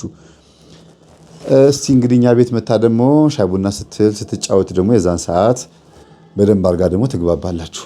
በጣም ደስ ብሎኛል የኔ ልጅ መጥቼ ደግሞ ይሄን ትምህርት አዳምጣለሁ። እስከዛሬ ድረስ እያዳመጥሽው እኔ ስመጣ ታቆሚዋለሽ እና ትጋብዥኛለሽ። የቤተ ክርስቲያን ትምህርትም አይደል አሏት። አዎ ትጋብዥኛለሽ። ከዛ አውቃ ነው ግን እሷ የማትከፍተው ለምን ሌላ በአንድ ጊዜ ደንብረው እንዳይሄዱ ነው ባህሪያቸውን እስክታውቅ ድረስ ነው። ከዛ ቤት ሄጄ ከፍተዋለሁ ምን ችግር አለው ማማልና ጠዋት ቁርስ ነያ ምናምን ሲላት ጊዜ በቃ እመጣለሁ ችግር የለውም ነገ ቅዳሜ አይደል እመጣለሁ አለቻቸው። ከዛ ተገናኙ ቁርስ አብራ በላች ተግባባች ቤተሰብ ሆነች። ስትወጣ ከዛ ቤት አከራዋ አየቻትና ተይ አንቺ ልጅ ተይ አንቺን የመሰለሽ ቆንጆ ትለከፊያለሽ አሏት። ወይኔ እናት እስቲ የምሰግደው የምጾመው የምጸልየው ያድነኛል እስቲ እግዚአብሔር ትክክል እኔ ጋር እንዳለና እንደሌለ አሁን የማውቅበት ምክንያት አግኝቻለሁ ስትላቸው ይሆንልሽ ጥሩ ነው ልክ ነው ሐሳብሽም ጥሩ እኮ ነው ግን ራስሽን ጠብቂ ይሻላል። የኔ እናት እስቲ አስቡት እየጸለይኩ እየሰገድኩ እየቆረብኩ ስትላቸው አሉ ደነገጡ። ይሄ ሁሉ ነገር እያደረኩኝ እነሱ ላይ ያለው የቡዳ መንፈስ እኔን ያገኘኛል ብላችሁ ታስባላችሁ አለቻቸው። አዎ ራስሽን ጠብቂ ያሉና ገቡና እናንተ እንዶች ልጅ ልቧ በጣም ይገርማል ደግሞ ትቀርባለች አሉ። አዎ ነግራኛለች። አዎ ልጁ ነግራኛለች ሲል የልጁ እህት ደግሞ ስትደነግጥ ቤተክርስቲያን ስትሄድ አይታታለች ስታስቀድስ ግን አልቆረበችም። ማን ነው አላየቻትም ስትቆርብ ስትገባ ግን አይታታለች። ቤተ መቅደስ ገብታ እንደምታስቀድስ አውቃለሁ ለካ ልትቆርብ ነው የምትገባው አለች። እኛ ቤት ውስጥ እኛ ግቢ ውስጥ አንድ የተባረከች ልጅ ተገኝታለች እና ደግሞ እንዳለ ሴትዮዋ ከነ ልጆቿ እሷ ቤት መጥተው ሲጨዋወቱ ሲሳሳቁ ነበረ እና ይሄን ነገር የሆነ ነገር እናደርግ ወይ የጓሮ በር እናበጅላቸው እንጂ በዚህ መግባት አይችሉም አለች ልጅቷ። ኧረ ይግቡ ምን ችግር አለው ይግቡ እንዴ ምን ችግር አንቺ ልክ ሲመጡ ፊትሽን አዙሪ አይንሽን ከልይ አለ ወንድሟ። ምን ለማለት ፈልገህ ነው አለችው። አሁን ምን የሚበላ ነገር አለሽና ነው አንቺ የሚበሉሽ አላት። የተስፋዬ ካሳ ቀልድ ነው ትዝ ያለኝ እንደዚህ ሲነግሩኝ ማለት ነው። ከዛ ምን አለ ተስፋዬ ካሳ ሲቀልድ አንዲት የቦሌ ልጅ ወይም የቦሌ ልጅ ሲባል ጊዜ የሀብታም ልጅ የሞልቃቃ ልጅ እንደማለት ነው። የቦሌ ልጅ በኢትዮጵያ በተለይ በአዲስ አበባ ቋንቋ ማለት ነው። እና የሞልቃቃ ልጅ ናት። የሆነ ወንድ ልጅ ሲያለቅስ አይታ ወይም ሲጮህ አይታ ምን ሆኖ ነው አለች። ቻልኩበት መሞላቀቁን። ከዛ ቡዳ በልቶት ነው ብሎ ሲነግሩት አለች ቡዳ በልቶት ወይኔ ቡዳ የርቦት ነበር እንዴ አለች። መቼም በመንፈስ የሚቀልዱ ሰዎች መቼም ነፍሱን ይማረው ነፍሱ አይማርም አይባልም ነፍሱን ይማረው። እና እንደዚህ አይነት ነገር ነው ወንድሟ የቀለደባት። እናትየዋ ሲገቡ እነሱ አንቺ መልክሽን ፊትሽን ከለል አድርጊ አሏት። እሱ ደግሞ ምንሽን ነው የሚበሉት ይሄን ነገር እንደዚህ ፊት ምናምን ብሎ ተናደደች። ተጣሉ። ይሁማዬ ተመልከቹ። ግን በዚህ አጋጣሚ አንድ ትልቅ ነገር ነው የተረዳችው። ቆንጆ አይደለሁም አላምርም ብላ ነው የምታስበው የነበረው። እና ወንድሜ ግን ማርያምን ይቅርታ ግን አምራለሁ አላምርም አለችው። ከተጣሉ በኋላ ግን የምሩን ከተናገረ ታውቀዋለች። የምሩን ሲናገር በምንድነው በሲስተም ነው የሚናገረው። ኧረ በጣም እንታስጠይም በተለይ ማን ትንሽ ይሄ እዚህ ጋር ከንፈርሽ ወይ አይንሽ ማም ካላት የሚያምረውን ፓርቲ እየነገራት ነው ማለት ነው። ባህሪውን ስለምታውቀው የስ ነው የምትለው እና በቃ ነገራት። እሱን ጨርሷል። ለምሳሌ እንደ ሁል ጊዜው እንደማስተምረው በኩል አይናቸው የሚያዩ የሚጠቅሱና አፍጥጠው የሚመለከቱ ወይም ደግሞ የተለየ ምልክት የሚያሳዩ ሰዎች በውስጣቸው ካለው መንፈስ ጋርና ከሚያዩት ነገር ጋር እያግባቡ እንደሆነ ነው ሁሌ የምናገረው አይደለም። አንድ ወንድ ኩል በተቀባች ሴት አይን ታይቶ እየተኮረመመችም ይሁን እያፈጠጠችበትም ይሁን በማንኛውም አይነት መንገድ ይችን ሴት ከቀረበ በኋላ ሲለያትም በዝሙት ምክንያት ነው የሚለያት፣ ሲቀርባትም በዝሙት ምክንያት ነው የሚቀርባት፣ ሲያስታውሳትም በዝሙት ምክንያት ነው የሚያስታውሳት። በአይነ ህሊናዋ ሲመጣም እሱም በአይነ ህሊናዋ ስትመጣበትም የሚታያቸው እርቃንና እርቃን ብቻ ነው። ናፈቀኝ ናፈቀኝ ይባባላሉ። ሲገናኙ ከዝሙት ያለፈ ነገር አያደርጉም። ለምን? በመጽሐፈ ሄኖክ ምዕራፍ 2 ላይ አዛዚኤል የሚባለው መንፈስ ለሴቶች ኩል መኳልን አስተማረ ሲል ለአንድ ነገር ብቻ ነው።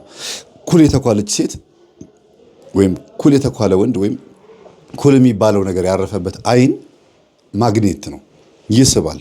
ሰው ስታዩ መጀመሪያ ለምሳሌ ይሄን እያያችሁኝ ነው። ምን ነው መጀመሪያ ቀድማችሁ የምታዩት? አፌን ነው? አፍንጫዬን ነው? አይኔን ነው? ወይም ደግሞ ሰው ሲያወራ ምኑን እያያችሁ የምታዳምጡት? ከሰው ጋር ስትወያዩ የትኛው ፓርቱ ላይ ነው የምታተኩሩት? ብዙ ጊዜ አይን ነው አይደለም? አይን ነው። ስለዚህ የሰው አይን ብርሃን፣ የሰውነት ብርሃን አይን ነው። እንደገናም ደግሞ በአይን በኩል 99% ጉዳይ ይፈጸማል። በአይን በምልክት ብቻ ያለ ቋንቋ። እንዲያውም ቃላት 30% ነው የሚባለው ታውቃላችሁ። በሳይንስ ጥናት ቃላት ብዙ ተጽዕኖ አይፈጥርም፣ ወይም ደግሞ ያን ያክል ማተር አያደርግም፣ ብዙ ነገር አይፈጥርም። አይን ግን 90% በቃ 99% በሉት። ይሄ እንዲሆን ያደረገው ምንድን ነው? አይ ኮንታክት በጣም ወሳኝነት ስላለው ነው። በአይን ብቻ ተገባብተው ዝሙት የሚፈጽማሉ። በአይን ብቻ ተገባብተው ግድያ የሚፈጽሙ፣ በአይን ብቻ ተገባብተው ሌላም ብዙ ጉዳይ የሚፈጽሙ ሰዎች አሉ። ምክንያቱም መጀመሪያ የተሰራ ነገር አለ። በዛ ነገር ውስጥ ሰዎች የሆነ የገነቡት ነገር አለና አይን በጣም በጣም ከባድ ነው። ኩልን በተመለከተ ደግሞ አፍንጫ ወይም ደግሞ ጆሮ መቀባት እንችል ነበር። አይን ላይ ትኩረት የተደረገው የአይን ዳርዳሩ ጥቁር እንዲሆን የተደረገው ትኩረቱ አይን ላይ እንዲሆን ስለተፈለገ ነው። በአይን በኩል የሚዋጋ ወይም የሚወጉት ነገር ስላለ ነው። መናፍስት እዛ ላይ ከነገሱ፣ እዛ ላይ ከሰፈሩ ህዝብን ተቆጣጠሩ። እናት ላይ ለምሳሌ አይኗ ላይ ካለ ልጆቿን ይበላል፣ ባሏን ይበላል፣ ዘመድ ይመጣል፣ ዘመዷን ይበላል፣ የምትሰራው ምግብ ይበላል። ሁሉን ነገሩ ነው። ቤት ውስጥ ያለው ነገር ሰው ማረፊያው ቤቱ ነው። በዚህ ነገር ውስጥ ሰው በጣም ብዙ ነገሮችን ማስተዋል አለበት። በአይኑ ምግቡን ያያል፣ በአይኑ መጠለያውን ያያል፣ በአይኑ ልብሱን ያያል፣ በአይኑ ምርጫውን ያስቀምጣል፣ ያስተካክላል፣ በአይን ይግባባል። በዛ መግባቢያ ይማረኝ በዛ መግባቢያ ቦታ ላይ ተቀምጦ እሱ የሚወስን ከሆነ ስንወለድ አንተ ኮከብ ይሄ ነው፣ አንተ ኮከብ ይሄ ነው ተብሎ የሚወሰንብን እሱ ባየልን ነው ማለት ነው። መንፈስ ደግሞ በእኛ ላይ ሆኖ የሚያይ ከሆነ ከለር ምርጫችን፣ አጠቃላይ የሚስት ምርጫ፣ የባል ምርጫ፣ የንግግር ምርጫ፣ የቦታ የምናምን ሁሉን ምርጫችን እሱ ይሆናል፣ መንፈሱ ይሆናል። ከዛ በኋላ ምን ይሆናል? ተውት፣ ይሄ የእሱ ምርጫ ነው ይባላል። ሰው ሁሉ ያቅልናል ማለት ነው። ለምን? ከልጅነት ጀምሮ የምንፈልገውን ነገር እየነገረን ያደግነው እንጂ እየነገርነው አላደግንም። ይሄ ይሻልሃል እያለን የኛው አይምሮ መስሎን እየተቀበልን ከዛ ለምሳሌ በታህሳስ ወር ወይም ደግሞ መጋቢት ሚያዝያ ወር የተወለዱ ሰዎች ይሄ ነው ባህሪያቸው፣ ይሄ ነው ጸባያቸው፣ ይሄ ገጥማቸዋል ሲል ከልጅነት ጀምሮ በእኛ አይን ላይ ሆኖ የሚያስፈልገን ነገር በዛ መጽሐፍ ላይ የተጻፈው ነገር እንድንወስን እኛን አለማምዶናል። ያ ነው ኩል የሚባለው። ቀጥታ የተቀባነው ኩል ብቻ ሳይሆን እይታ ማለት ነው፣ ወይም ደግሞ በእይታ ውስጥ ያለ አመለካከት ማለት ነው። ስለዚህ መንፈሱ በእኛ ውስጥ ሆኖ ይወስንልናል ማለት ነው። እግዚአብሔር በእኛ ውስጥ ሆኖ ይወስን፣ ሌላ ምንም ልል አልችልም። እነዚህ የግብፅ አማልክቶች ላይ የሚታዩት ኩል የተቀቡ ስዕሎች፣ በተለይ በጎን ያሉ ስዕሎች፣ ሆረስ ላይ ያለው ስዕል በኋላ አመጣበታለሁ፣ በደንብ አብራራዋለሁ። እንደገናም ደግሞ በባቢሎናውያን ዘመን በኢራን አገር ውስጥ በተለይ ደግሞ ግሪክ እና ፈረንሳይ ሀገር ውስጥ የአይን ምልክት አንጠልጥሎ በአንገት ላይ አንጠልጥሎ መሄድ የተለመደ ነገር ነው። ለምን? ከቡዳ ጋር በተገናኘ ህንድ ውስጥ በተለይ እዚች ጋር ምልክት የሚያደርጓት ሰርድ አይ፣ ሶስተኛው አይን የሚሉት ሁለቱን አይናችንን የሚወክል ሌላ አይን ስላለ ነው። ይሄ ደግሞ በትንቢተ ዳንኤል ላይ አለ። ትንቢተ ዳንኤል ላይ አውራው ፍየል በአይኖቹ መካከል ትልቅ ቀንድ ነበረው ይላል። ከዛም አውራውን በግ ወግቶ ገደለው፣ ጣለው ይላል። አውራው በግ እኛ ክርስቲያኖች የእግዚአብሔር ልጆች ነን። አውራው ፍየል ደግሞ የመናፍስት አለቃ፣ የአጋንንት አለቃ የምንላቸው እነዚህ ዛሮቹ ናቸው። በአይኖቹ መካከል ማለት መናፍስቶቹ እኛን በሚያዩበት መካከል የሚወጉበት መንፈስ አላቸው ማለት ነው። በአይኑ መካከል ቀንድ አለው ማለት የሚወጋበት። ባለ አንድ ቀንዱ ፍየል ባለ ሁለት ቀንዱ ፍየል ወጋው ማለት ነው። አስቡት እንግዲህ። ያ ማለት መናፍስት ጸጋቸውን ተገፈዋል። የወደቁ ሆነው ሳለ ባለ አንድ ቀንድ ሆነው ሳለ እኛ ባለ ሁለት ቀንድ ሰው ሆነንም ክርስቲያን ሆነንም መንፈሳዊ ሆነንም ልናሸንፈው የምንችለው የወደቀውን መንፈስ ባለ ሁለት ጸጋ የሆንን ፍጥረቶች በስጋም በነፍስ ማለት ነው ተሸነፍንለት፣ ወደቅን ነው። ትንቢተ ዳንኤል ላይ የተናገረው ይሄንን ነው። ስለዚህ በአይኖቹ መካከል ቀንድ አለው ሲል ህንዶች እዚህ ጋር ቀይ የሚያደርጉባት፣ ሶስተኛው ሰርድ አይስ የሚባለው የዶክተር ራምፓ ትምህርት፣ ከዛም ቀጥሎ ሜዲቴሽን ዮጋ የምትሉት ዩኒቨርሲቲውን አናግርበታለሁ የምትሉት እሱ ሁሉ ነገር የሚመጣው ከውስጠኛው አይን ወደ ውጭው እንምጣ ብላችሁ በምትሉት ነው። የውስጠኛው አይን ማን ነው? እግዚአብሔር ተረክቦናል አይደለም? አህዛቦች እኛ ማተብ ያሰር ነው ቀርቶ በእኛ አይን ውስጥ ሆኖ እየሰራ ያለው እውነት የእግዚአብሔር መንፈስ ነው ወይ? ነፃ ፈቃዳችንን እግዚአብሔር ተረክቦታል ወይ? በ40 እና በ80 ቀን የተቀበልነውን ልጅነታችንን አላስጋረድንም ወይ በዛ በኩል የሚለው እንድታዩ ፈልጋለሁ። እና መጨረሻ ላይ ስለ ኩል ስለማብራራ ብዙ የሚያናክል አሁን እዚህ መካከል ላይ ገብቼ የምለው ነገር የለም። እስቲ ወደ ዋናው ነገር እንግባ። በዚህ አጋጣሚ እናትየዋም ልጅቷ ቆንጆ እንደሆነች ያውቃሉ። በአባት ነው የወጡት ሁሉም። ሴትዮዋ ብዙም አይደሉ፣ ያው በውበት ነው የምላቸው፣ በቁርበት በዚህ እና እኔ ነኝ እንጂ ዝም ብዬ በየሰፈሩ መልከሰከሰው ሴትዮዋ ብትመጣ ዝም ብዬ ባፈጥባትም በቡላሊ ናት በላኝ። ጫው ነስንሳ እንኳን ቢሆን አትበላኝም። እኔ አልበላላትም፣ እኔ አልጥማትም ምናምን እያሉ ይቀልዳሉና ልጆቹ ይስቃሉ። ብበላ ኖሮ እስካሁን ድረስ ስታመም ነበር። እናንተን እንግዲህ እግዚአብሔር ይጠብቅልኝ እያሉ እንግዲህ እግዚአብሔር ይጠብቅልኝ የምትለው ሀሳብ በመስመር ላይ አድርጉልኝ፣ በጣም ይጠቅማቸዋል። ምክንያቱም ይቺ ልጅ እዛ ግቢ ከገባች ጊዜ ጀምሮ ምን ለውጥ ሊመጣ እንደሚችል መገመት ትችላላችሁ። እና እማማ ትምህርቱን ማዳመጥ ጀመሩ። እሷ ቤት የሚመጣሉ፣ እሷ እሳቸው ቤት ትሄዳለች። ከስራ እንደመጣች ቤቷ መግባት ትታ እነሱ ቤት መግባት፣ በቃ በሏት በቡዳችን ልጅ እንደችን የመሰለች የምታምር ምኗን በልተዋት ይሆን እየተባባሉ ሁሉ ይቀልዳሉ። እና ምንም የሚጣል ነገር የላትም ልጅቷ፣ ቆንጆ ናት። በቃ ልቅም ያለች ቆንጆ ናት። ከቁመት ብትሉ ከሰውነት ከመልክ ምናምን ቆንጆ ናት። ግን በአምላኳ ላይ ያላት ኮንፊደንስ የሚገርም ነው። በተለይ ስጋው ደግሞ ከተቀበለች ጊዜ ጀምሮ በጣም የምትገርም ልጅ ሆናለች። እና ከዛ ወንዱ ልጃቸው ማለት ነው በጣም ነው የማመሰግንሽ አላት። ለምን ስትለው በቃ ማንም ሰው እኛ ቤት ገብቶ ያውቅም፣ የመጀመሪያው አንቺ ነሽ። በቃ እዚህ ቤት ውስጥ ገብቶ አብሮን በልቶ ጠጥቶ እንደዚህ እንደ ቤተሰባዊነት ስሜት ተሰማንና የሆነ ሰው ነኝ የሚል ስሜት ተሰማኝ አላለም። ከዛ እንባው ሲያቀር ቅር ሲል አየችውና ሻይ ቡና እንበል እንውጣ አለችው። እሺ ችግር የለውም ማለት ወጡ። ማማ ገጠመኝ ተከፍቶላቸው ቤት ውስጥ እያዳመጡ ነው። ከዛ በነገራችን ላይ ከስራ ስትመጣ ወይ ጉድ ምን የሚሉት ሁሉ ጊዜ ስትመጣ ምነው ማማ ሳሽ ጊዜ ጉድ አይደል እንዴ? ኧረ ምን ነገር ነው ይሄ ጉድ ተመልከቱልኝ በስላሴ ስም ይላሉ። እንደዚህ ብለው በጣም የሚገርም ገጠመኝ እያዳመጡ ጉድ እውነትህን ነው ይላሉ ቴሌቪዥኑን። እና የሆኑትን ሁሉ ልጆቹ መልሰው ለልጅቷ ይነግሯታል። እማዬ ቴሌቪዥኑ እያየች ልትገባ ቴሌቪዥን ውስጥ እናንተ ስትላቸው እኔ እያዳመጥኩ ነበር፣ ወጥቼ የሆነ ቦታ ደርሼ መጣሁ ምናምን ብቻ አንድ ቀን ተረጋግቼ አዳምጠዋለሁ ነው የሚሉ ሴቶቹ። ግን ልጁ አብሯቸው ሲያዳምጥ ነበር፣ ከቤት አይወጣም። ለምን? በጣም ሞራሉ ተነክቷል። ሄዶ ከጓደኞቹ ጋር መጫወት ምናምን ሁሉ አስጠልቶታል። እና ሽንት ቤት ግን በሳምንት ቢያንስ አንዴ ወይ ሁለቴ ደም ምናምን የሚያስቀምጠው ነገር አለ፣ ዝኔት የሚፈሰው ነገር አለ። እሱ ነው የነገራት። ሆቴል እንትን ሲሉ ገጠመኙን ሰምቼዋለሁ። የሚገርምሽ 4 ነው 5 ገጠመኝ ሰማው። ስለ አይነ ጥላ የተናገረውን ነገር እንትኑ ነው፣ ቪዲዮን አላገኘሁትም እንጂ በቃ የሆነ የገባኝ ነገር አለ እና እኔ ጋር ሳይኖር አይቀርም ማለት። እሺ ብላ ሼር አደረገችለት በቴሌግራሙ። ይሄን አዳምጠህ ነገ እንገናኛለችው። በማግስቱ ተገናኙ። ወደ ቤቷ ገብታ በማግስቱ ቤቷ ድረስ ነው የመጣው። ጠዋት ተነስቶ መጣና ልበሽ የለበሽ ላውራሽ አላት።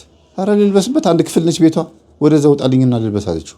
እባክሽ ልበሽ ችግር የለውም እያላት አስቡት። አይነ ጥላ ያለችበት ልጅ ሆኖ ግን ደግሞ ሴትን እንደዚህ ማይፈራ ሲሆንና ተቃራኒ ነው አይደል ይሄኛው መንፈስ። ከዛ ፊቱን አዞረላት ወደ ውጪ። እሷን ልብሷን ለብሳም ብላ ወጣች። አብረው እየተጫወቱ ወደ ስራ ቦታ ድረስ ሸኛትና የሚገርምሽ እንደዚህ ያደርገኛል፣ ዝኔት ይፈሰኛል። ይሄ እንደዚህ በህልሜ መታ የምትገናኝ ሴት አለች፣ የምታምር ቆንጆ ማዘርን ነው የምትመስለው። በልጅነቷ በወጣትነቷ ማዘርን ትመስላለች። ትመታኛለች፣ ትደበድበኛለች፣ ምራቋን ትተፋብኛለች። በህልም ምራቅ መታፋት ማለት መሳደብ ነው፣ መራገም ነው። ከዛ እሱ ሲያወራት ለእኔ ቴክስት እያደረገችልኝ መምህር በህልም ምራቅ መታፋት ምንድን ነው ስትለኝ እርግማን ነው አልኳት። ምራቁን መጥረግ ምንድን ነው? እርግማኑ እንደማይሰራ ማሳየት ነው። በአንድ በኩልም ምርቃት ነው የሚሉ ሰዎች አሉ። ምራቅ መታፋት እንደ ሁኔታው ይለያያል።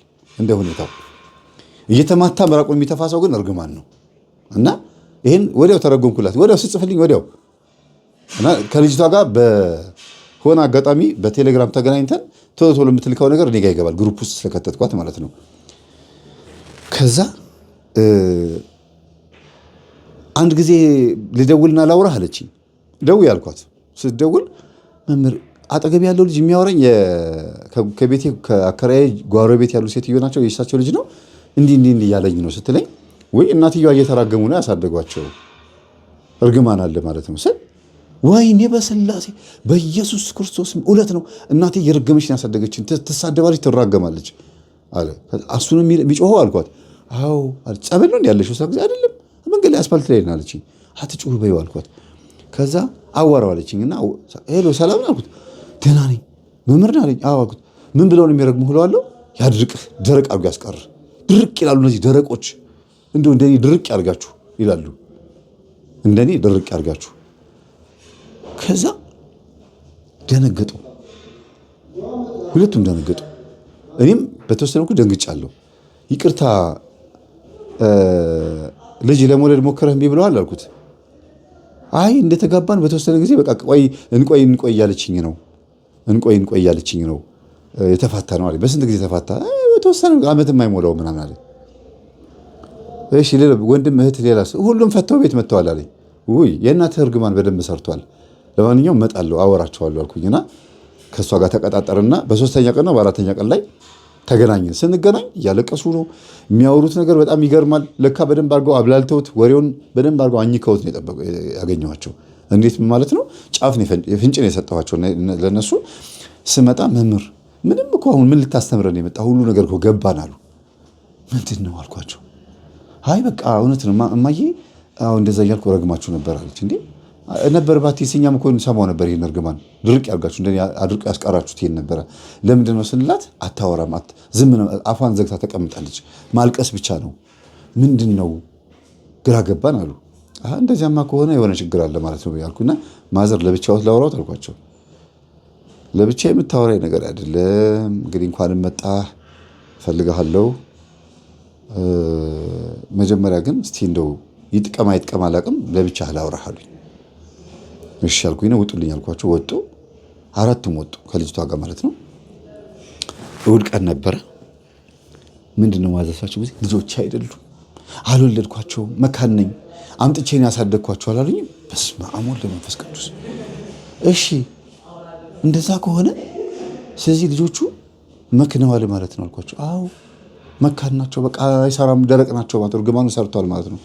ልጆቻቸው በተደጋጋሚ ማለት ነው የመካንነት ስሜት እንደሚኖርባቸው ውስጣቸው ይገባቸዋል። ለምን በፊቱ ህይወታቸው ለጋብቻ ከገቡ በኋላ ሳይሆን ከመግባታቸው በፊት ራሱ ካሁን አረገዝኩ እያሉ ካሁን ልጅ ጽንስ መጣ እያሉ የሚሰጉበት ጉዳይ ላይ አይመጣም ጽንስ። እሱማ በተለይ ብዙ ሴቶች ጋር በቃ አሁንማ በቃ አረገዝኩ ትለኛለች እያለ የሚለው ቦታ ላይ የለም፣ አያረግዙም። ኢቭን አንዷ ወዳው ፈልገው ማለት ነው በቃ የሚቀጥለው ወር ላይ ልጅ አሳቅፋለሁ፣ ማነው የሚቀጥለው ዓመት ላይ ልጅ ታቅፋለህ ከኔ እያለችው ነግሬሻለሁ በምስትለው ጊዜ ሆን ብዬ አውቄ ነው ኮንዶም አውጥቼ የተገናኘው አለችው። መጠጣት ስለነበረ ሆን ብላ ማርገዝ ፈልጋ፣ እንደዛም ሆኖ ግን አላረገዘችም። ከአንድም ሁለት ሴቶች እንደዚህ አድርገውኛል አለ። ግን የለም ይሄን አንድ እንደገና ሴቶቹ ደግሞ ራሳቸው ያቺ ጽንስ ያጨናገፋት ደግሞ አለች። እሷ ጽንስ ማጨናገፍ ብቻ አይደለም እንደምትወልድና እንደማትወልድ ትጠራጠር ነበር እና ስታረግዝ በጣም ደስ ብሏት ነበር። ግን በህልሟ ምን አየች? እንትን ሲጨፈለቅ እንደዚህ ፍራፍሬ ነገር ጭፍልቅ ሲደረግ አይታለች። እግር ሲረግጠው ይሁን ምን ብቻ ይሄን ሲጨፈለቅ አይቻለሁ አለች። ከዛ ጽንሱ ወረደ በማግስቱ እና እንዲህ አይነት ነገሮች ይታይብኛል። እንግዲህ ይሄ ሁሉ አሁን የምነግራችሁ ነገር በአንድም በሌላ መንገድ ከትዳራቸው ተፋተው ከመጡ በኋላ ቅድም እንደነገርኳችሁ ይፋታሉ፣ ይታረቃሉ፣ መልሰው ወስዶ ያስታርቋቸዋል፣ እንደገና ይፋታሉ፣ ልጅ ለመውለድ ይሞክራሉ፣ እምቢ ይላቸዋል፣ ይጨናገፋል ምናምን እንደዚህ ነገር ነው ያሳለፉት። እና ይሄንን ነገር ዘርዝረው ሲናገሩ ልጆቹ ማዘር ልንገራቸው አልኳቸው። ልንገራቸው ለልጆቹ መካን እንደነበሩ ሳቸው ጊዜ አዎ በእርግማን የኔ መካንነት ተሸጋግሯል፣ እኔ እናታቸው እንዳልሆንኩኝ ማወቅ አለባቸው። ምክንያቱም ነገር ለፍልፎ እናታቸው አይደለችም ብሎ ቢናገር መንፈሱ እኔ ነኝ የምዋረደው፣ ካሁኑ ሁሉ ነገር ማወቅ አለባቸው ሲሉ ጊዜ እኔ ግን የሚሻለው ከለፈለፈ ከመንፈሱ ይስሙ፣ ካለፈለፈ ግን እናትነቶት ይቀጥል አልኳቸው። እሺ ያሉ። የእግዚአብሔር ፍቃድ የትኛው እንደሆነ እንዲታወቅ ነው። እኔ አሁን ንገሯቸው አትንገሯቸው ማለት ይከብደኛል። መንፈሱ ለፍልፎ የእርሶን ኃጢአት ወይም ደግሞ የእርሶን ችግር ወይም ደግሞ በእርግጥ ልጅ ማሳደግ ኃጢአት አይደለም፣ ግን መደበቃቸው ነው እንደዛ የሚሆነው። እግዚአብሔር የፈቀደው ይሄ ነው ከተባለ ይሄ ነው፣ ያኛው ነው ካለ ያኛው ነው ይሁንልዎት ብያቸው እሺ ተስማምተን ልጆቹ ገቡና በቃ እናታችሁ ያመልኩት የነበረውን ባዕድ አምልኮ ምን ይሉ እንደነበረ እንዴት ሳይፈልጉት ይራገሙ እንደነበር የነገሩኝ ነገሩን ተጉት አልኳቸው። ይሄማ ምን ችግር አለው ምናምን አሉና ከዛ ግን ልጅቷ ተከራይዋ ልጅ መንፈሳዊቷ ልጅ ማለት ነው አልተዋጠላትም። የሆነ ነገር እንደደበኩ ገባት። ከዛ መምህር የምትነግረኝ ነገር አለችኝ። አወረ ልጆቻቸው አይደሉም ለሷ ነገርኳት እና እንደምንም ብላ የምትጠራጠረው ነገር እንዳትነግራቸው ልቧ እንዲጠብቅ ነው። ወይኔ አልተወለዱም ከሳቸው። አዎ በስማ ከመጀመሪያውም ጀምሮ ታሪካቸውን ሲናገሩ ስነግራችሁ የነበረው 3 ባል አግብተው ፈተው እንደገና የሚወዳቸው ባል መንፈሱ ገለውባቸው አሁንም ደግሞ ያሳደጓቸው ልጆቻቸው ተመሳሳይ አይነት ችግር እንዲገጥማቸው ያደረገው ይሄው የኩል መንፈስ ነው። አያችሁ ዝም ብያለሁ ኩል ያልኩት። ሴትዮዋ በተኳሉት አይናቸው ልጆቻቸውን አይተዋል። በተኳሉት አይናቸው ረግሟቸዋል። በተኳሉት አይናቸው በቡዳ በልተዋቸው ህይወታቸውን ይዘውታል። ተፋተው መጥተው ሴትዮዋ ልክ መካን ሆነው ሰብሰብ ብለው እንደኖሩት ልጆቹም ተፋተው መጥተው መካን እንዲሆኑ የትዳር መካን፣ የገንዘብ መካን፣ የአይምሮ የሰላም መካን፣ የጎረቤት መካን። የሚገርማቸው የጎረቤት መካን ማለት ታውቃላችሁ፣ ሰው የማይበረክትለት ማለት ነው። ጎረቤት የማይወጣለት በትንሽ ነገር እየተጣሉ 10 ዓመት 5 ዓመት ቀኑ ይሄዳል። በትንሽ ነገር የተጣሉት እርቁ ደግሞ በብዙ እርቅ ይሆናል። የተጣሉት በጣም ጥቂት በሆነ ነገር እልህ ውስጥ ገብተው እና የጎረቤት መካን ማለት ጎረቤት የማይወጣለት ሰው ማለት ነው። እና እኚህ ሴትዮ እንደዚህ ሆኖ ነው የኖሩት እና እየጾሙ እየጸለዩ እየሰገዱ ሴትዮዋ ወደ እግዚአብሔር መመለስ ጀምሮ አስቆረበኛል። አስቆረብኳቸው። ልጆቹ ደስ አላቸው። እናታችን ቆረበች ብለው መስገድ መጸለይ ጀመሩና መጀመሪያ ከመጀመሪያው ልጅ ባል ጋር ነው ለማስታረቅ ጥረት ያደረኩት።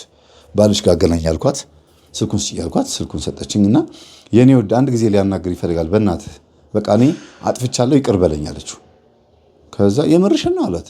አዎ በቃ አጥፍቻለሁ እንዲህ ነው እንዲህ በቴሌግራም ላይ ምናምን ላኪለት ብያት ነበር። ስትልክለት ለካ አዳምጦታል።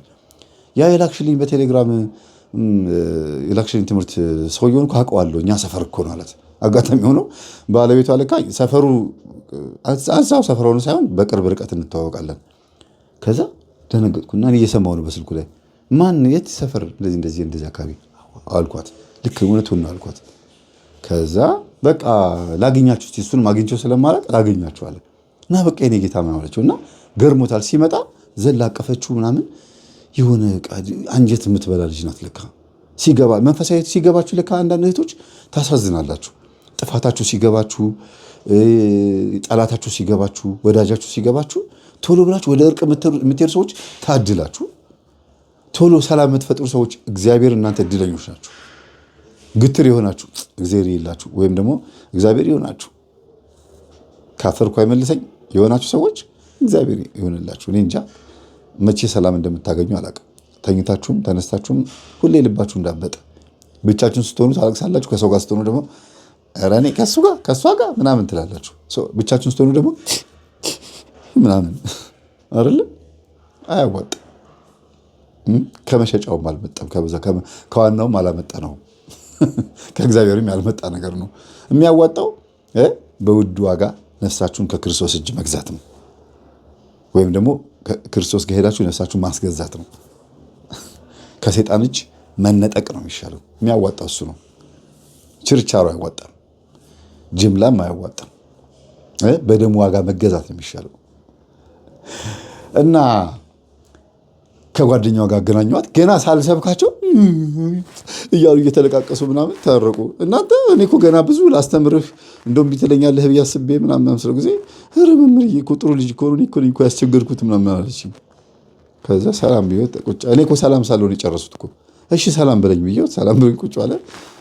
መምህር ምንም ልስበክ ምናምን ብለህ እንዳታስብ የሰፈሬ ልጅ ነው አብረን የተማርነው ምስራቅ አጠቃላይ አለኝ። አልኩት ምስራቅ አጠቃላይ ያወቃችሁት 22 ማዞሪያ ድንበሩ አካባቢ እዛ ሃይስኩል ነው የተማርኩት እዛ ነውና አብረን ተምረን አልኩት። አብረን የተማርነው እንደዚህ ደስ ይላል። እና 9ኛ ክፍል ውጤቴ ጥሩ ነበር። እኔ 10ኛ ክፍል ስገባ ስፔሻል ክላስ ነው የገባሁት። ከ1 እስከ 3 የወጡ ተማሪዎች የሚሰበሰቡበት ክፍል ነው ምን ተዋወቀው። ስፔሻል ክላስ ማለት 9ኛ ክፍል ሁለተኛ ነው የወጣሁት እና ከ1 እስከ 3 የወጡ ተማሪዎች በሙሉ ከኤ እስከ ኤች ድረስ ማለት ነው። በጣም ብዙ ክላስ ነው የነበረው 9ኛ ክፍል ተማሪዎች። ሁላችንም 10ኛ ክፍል ስንገባ አንድ ክላስ ተገናኘንና ኮምፒቲሽን ነበር፣ ውድድር ነበረ። በዛ ነው የሚያቀኝ። እኔ ግን አላወቅኩትም ልጁን። ለምን የካ ሚካኤል አገለግል ስለነበረ በመዘምራንነት ያቀኛል። ይሄ ልጅ እኮ እኛ ክፍል ነው እላለሁ አለ። ታቦት እየሸኘን ከሚካኤል ጥምቀተ ባህር ሲወጣ ዩኒፎርም ለብሰን ይሄንን መልኬን ይዩት በማርያም አሁን ይሄ እዛ ጋር የምታዩት ረጅሙ ጣውላ የቆመው ጣውላ እኔ እመስላለሁ? እንደው እስቲ ፍረዱ።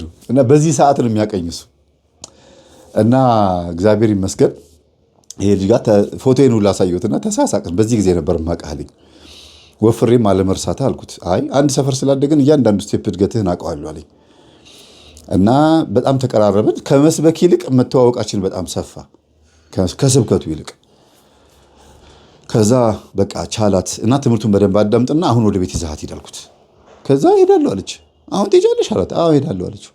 እቤት ስትሄድ ልብሶቿን አጣጥፎ ምናምን ብሎ አስቀምጦ ነው የጠበቃት። ለምን ነገ እንገናኝ ስላለችው በማግስቱ ነው የተገናኘ ነው በማግስቱ። እና በጣም የሚገርም ወንድ ነው እንጃ እንደዚህ አልጠበቅኩትም ነበረ። ከዛ ቀጥሎ ደግሞ እንደገና የሁለተኛዋን ልጅ የሴቷ ልጅ ደግሞ ባሏን አገኘሁት። ይሄ ሁለተኛው ደግሞ የባሰ ትምህርቴን ፈጽሞ የማይወድ የሚጠላ ሰው ነበርና ግን ይፈልጋት ነበር ልጅቷን ሊታረቃት ይፈልግ ነበር። ለምን ቤተሰቦቹ በጣም ወቀሱት እና ስላመጣት በጣም ደስ ብሎኛል። እኔ አትመቸኝም ነበር ትምህርትህ፣ ግን የምታስተምረው ነገር እውነት እንደሆነ አሁን አወቅኳል። በአንተ ስለመጣሁ ስለው ማለት ይቻላል ዝም ብለህ ቁጭ ብለህ ስቱዲዮ የምታወራ ነበር የሚመስለኝ። ለካ በየቤቱ ምናምን እየሄድክ ነው ገብተህ ስቱዲዮ የምታወራው እና ግን እንደምትለፋው እንደምትተጋው ውጤታማ ነህ ማለት ነው አለኝ።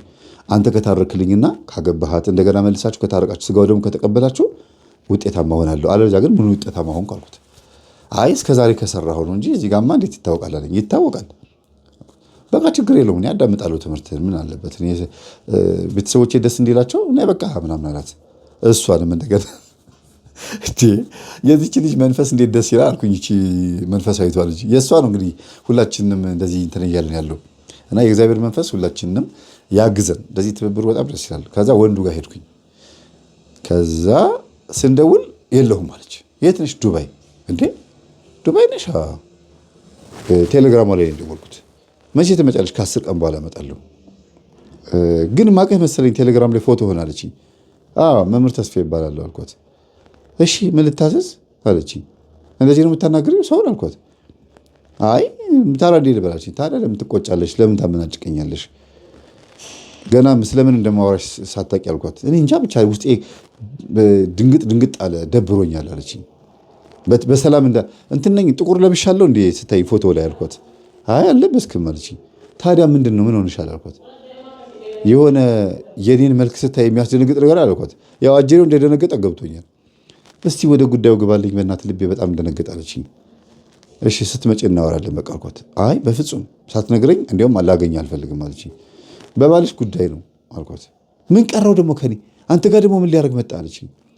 እሺ ቴሌግራም ላይ ምልክልሽ ነገር በደንብ አዳምጪና ከፈለግሽኝ ታገኘኛለሽ፣ ችግር የለውም በቃ አላስገድድሽም ብዬ 10 ገጠመኝ ላኩላት። ወንዶች ላይ የምታድር አይነ ጥላ እንዴት እንደምታደርግ ምኑን አይተሽ እንደጠላሹ ባላቅም ወንድ ልጅ ማሟላት ያለበትን ክራይቴሪያ በሙሉ አሟልቷል አልኳት። ገጠመኙን ከላኩላት በኋላ መጨረሻ ላይ ምን ብላት የ5 ደቂቃ ቮይስ ላከችልኝ። እኔ ምኑንም አልጠላሁትም። በህልሜ ግን የማየው ሴት ጋር ሲሄድ ሲያመነዝር እንደዚህ ሲሆን እንደገና ጓደኞች የሚነግሩኝ ልክስክስ ነው ዘማዊ ነው ብሎ ስለሚነግሩኝ ፈርቼ ነው ነገ ካገባሁት በኋላ ምንድነው ዲቃላ ይዞብኝ እንዳይመጣ ትዳሬ ፈተና ውስጥ እንዳይገባ ፈርቼ ነው። ታዲያ ለምን ለእናትየው ይሄ ወንድ ነው እንዴ ይሄ እኮ አልጫ ነው ለምን አልሻቸው ጊዜ እንደዛ ስለው ሞራሉ ተነክቶ እንዲጠላኝ ነው አለች። አይነ ጥላ በዚህ ልክ የወንድ ልጅ ሞራል ትነካለች ሚስት ላይ ሆና በዚህ ልክ በጣም ከባድ ናት። አይነት በተለይ ሴት ልጅ ምላስ ላይ ከተቀመጠች ባልን የምትጎዳበት መንገድ ከባድ ነው። ደካማ ጎኑን ባለማወቅ፣ ጠንካራ ጎኑን በማወቅ ወይም ደካማ ጎኑን በማወቅም ባለማወቅም ሊሆን ይችላል። ሆን ብላም ሊሆን ይችላል፣ ሳታቅም ሊሆን ይችላል። ባሏን ትጎዳለች። ሴት ልጅ እንደሷ ሰው መሆኑን ትረሳለች። ገንዘብ ሰርቶ ስለሚያመጣ የቤቷ አባወራ ስለሆነ እንደ መልአክ አድርጋ አይታው ይሁን አይደል አላቅም፣ ወይም ደግሞ እንደምን ቆጥራው እንደሆነ አላቅም፣ ሁሉ ነገር እሱ እንዲፈጽም አድርጋ ታስባለች። አንዳንድ ሴት አንዳንዶቹ ደግሞ ስላገቡት ብቻ የቤታቸው ባል ወይም ደግሞ የልጃቸው አባት እንጂ የቤቷ አባወራ እንዲሆን አይፈልጉም። በተለይ ገንዘብ ምንጭ ያላት ሴት ከሆነች እሷም ሰርታ የምትገባ ቤቱን ማገዝ የምትፈልግ ሴት ከሆነች አባወራ የሚለው ስም ትንሽ እንደ ናርሲሲስትነት ያደርጋታል፣ ይከብዳታል። እሷም እንደሆነች አባወራ መባል ባትፈልግም ወይም ደግሞ ማነው ባትችልም እማወራ የሚለው ስም ግን አይመቻትም። ብሆን ኖሮ ጥሩ ነበር፣ አባወራ መሆን ነው የምፈልገው፣ ቢቻል ኖሮ ገዛው ነበር ምናምን ትላለች አንዳንድ ሴት። ወደዚህ እንምጣና ከሄደችበት ከዱባይ ከአረብ ሀገር ስትመጣ እንደገባች ጠዋት ነው የገባችው። ትኬት ቆረጣዋን በጠዋት ነው ያደረገችልኝ። ማነው ጠዋት እንድትገባ አድርጋ ነው ያደረገችው። ከሰዓት በቴሌግራም እንደምታገኘኝ ነገረችኝ። ጠዋት እገባለሁ ከሰዓት አገኛለሁ አለች። ከዛ ተገናኘን። እያለቀሰች ነው ያገኘኋት። መምህር እኔ እሱ ስንተኛ እንደሆነ ታውቃለህ አለችኝ።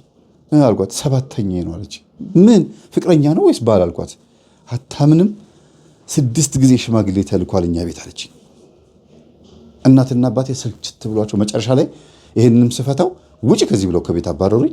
ከዛ በኋላ በቃ አሁን እሱን ፈትቼ ራሱ ወደ ቤት ስገባ ሲያባረሩኝ ጓደኛዬ ጋር ነው ያደርኩት አለች።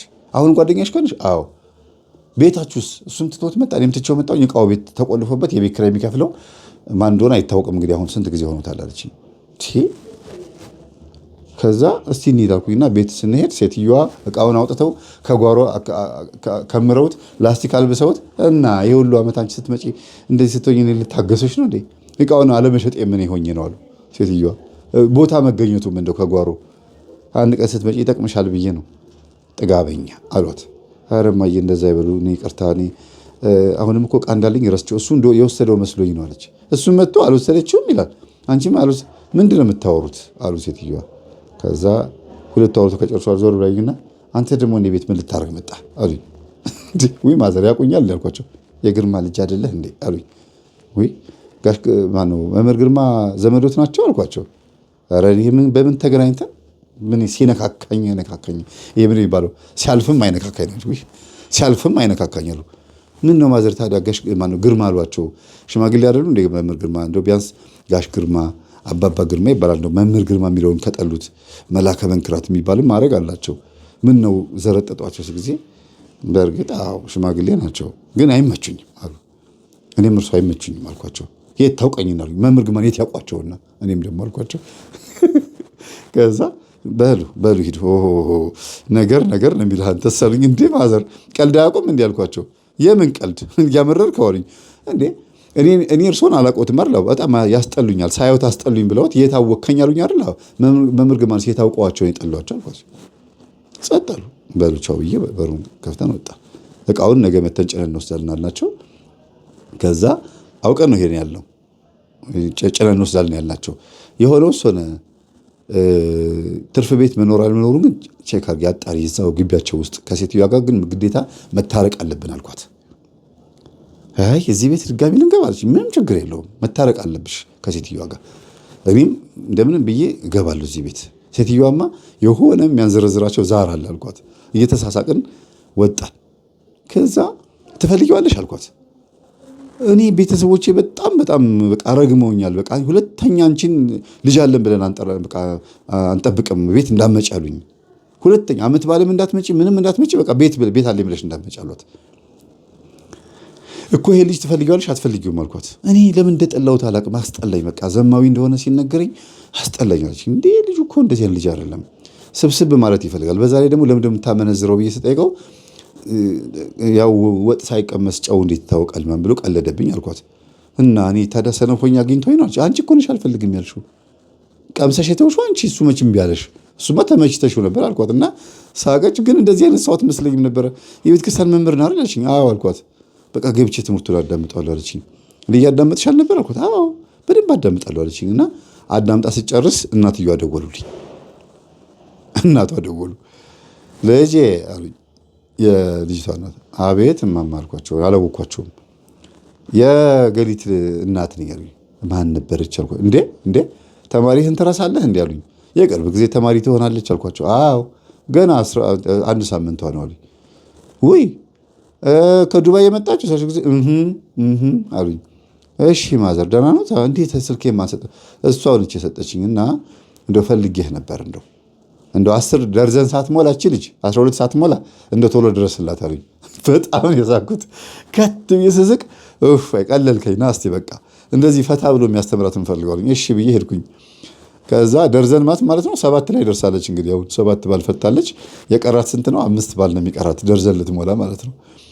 ስታዩት እኮ በቃ ልቅም ያለች ቆንጆ ናት እኮ በቃ ምንም እኮ አይቀራትም። ግን ቆንጆ ሴቶች ላይ ቡዳ ያለ ብለው ወድጄ አይደለም፣ እውነት ነው። ለብሳ የምትወጣው ግልጥልጥ ያለ እምብርቷ ሁሉ ጆሮ ጌጥ አለው። ምንድን ነው የሚባለው? ሪንግ ቀለበት አለው። የሌለ ቦታ የለም እናንተ። ከዛ በቃ ሴትዮዋ አለቀሱ፣ አዘኑ። በቤታችን በዘራችን የለም ይሄ ነገር። እሺ እንደዛ ከሆነ ልጅቷ የት ነው ያደገችው ስላቸው ጊዜ ዘመድ ጋር ያደገችው። እሱም ማለት ታዲያ እንዴ የዘመድ ቡዳ የጎረቤት ቡዳ በልቷት ይሆናል አልኳቸው። ከእናንተ ቤት እንደዚህ ነገር ከሌለ ያደገችበት ቦታ ላይ ተበላችሁ፣ እንዲህ ነው የሚሆነው አልኳቸው። ይሁና እንግዲህ አሁን ምንድን ነው የምታግዛት ይችላል እንዴ? ላስታርቃቸው ነው አልኳቸው። ከሱ ከራሱ ጋር ጠልታው ልትሞት አሉኝ። ዝም በብላ ነው ገና ለገና ስለሱ እንደዚህ ተነግሯት ነው። እሱ ደግሞ ቆንጆ ነው፣ ግን በቤታቸው እንዲህ አይነት ችግር ነበረ። አንድ አይነት ናቸው። ስለዚህ የእሱ መጥቶባት ነው፣ የእሷም ደግሞ ሄዶበት ነው የተጣሉት እንጂ ምንም ችግር የለባቸውም፣ ሰላም ናቸው አልኳቸው። ለማንኛውም እርስዎን ትምህርቴን ያዳምጡ አልኳቸው። ገና ጀመር እንዳረኩት አይነ ጥላው ቡዳው ስትል ብዬ ዘጋሁት አሉኝ። ከዛ ነው እንዲያ በሉ ሲገባውት ያዩታል፣ ወይም ደግሞ ግድ ሲሆንቦት ያዩታል አልኳቸው። አይ እንደምንም ብዬ እንዲች ብዬ ያዳምጠዋለሁ በአንድ ጆሮቸው ማለት ነው። እንግዲህ በአንድ ጆሮ ከሆነ ቀስ ብሎ ነው የሰሙት ማለት ነው። አይ ድምፁን ቀንሰው ቢሰሙት ይሻላል ያልኩኝ ወጣው። ከዛ ሶስቱም ልጆቻቸው ታረቁ። ሴትዮዋ እልል አሉ እና ከሁሉ የገረማቸው ነገር ምንድን ነው? እንደው እቺን መልሶ ያገባታል ብዬ አልጠበቅኩም ነበር። እቺኛዋን ልጅ ነበር እንዲያገባ የፈለግኩት አሉ። እቺ ቆንጆዋን መንፈሳዊቷ ልጅ እሷን ነበር ታጋባዋለህ ብዬ ጠበቅኩት። እንደው ያቺ ልጅ እንደው የልጄ ሞራል ነክታ መልሳ ታረቀችው አሉ። አይ እነሱን የሚተዋወቁት እነሱን ገላ ለገላ ስለሚተዋወቁ ማዘር በእነሱ መካከል መግባት አያስፈልግም። በቃ እነሱ የፈለጉትን ያርጉ፣ ደግሞም ልቡ ወደ እሷ ነው አልኳቸው። እንግዲያውስ እንደዛ ከሆነ እቺ ሴትዮ ነገር ፈልጋኛለች እና ሂድና መላ በላት አሉኝ። ማን አልኳቸው። ይቺ ጓደኛዬ የሚሏት ቤት ያከራየችው ሴትዮ። ምን ሆንኩ ብላ እቺን የመሰለች ልጅ ለልጇ ልታጋባብኝ ወስዳ ልታጋባ፣ እኔ እዚህ ቤት ለካ መለስ የምትለው ልጅቷን ወስዳ ልጠልፍብኝ ነው። አሁንማ እቃዋን መውሰድ የቀራት ብላ በሰው አማችኝ አሉ። ሐሜት ይመስላል ማወራው። አሁን እንዴት የቡዳ መንፈስ እንዴት ሰፈሩን በሐሜት እንደሚያጥለቀልቀው እንድታዩ ነው።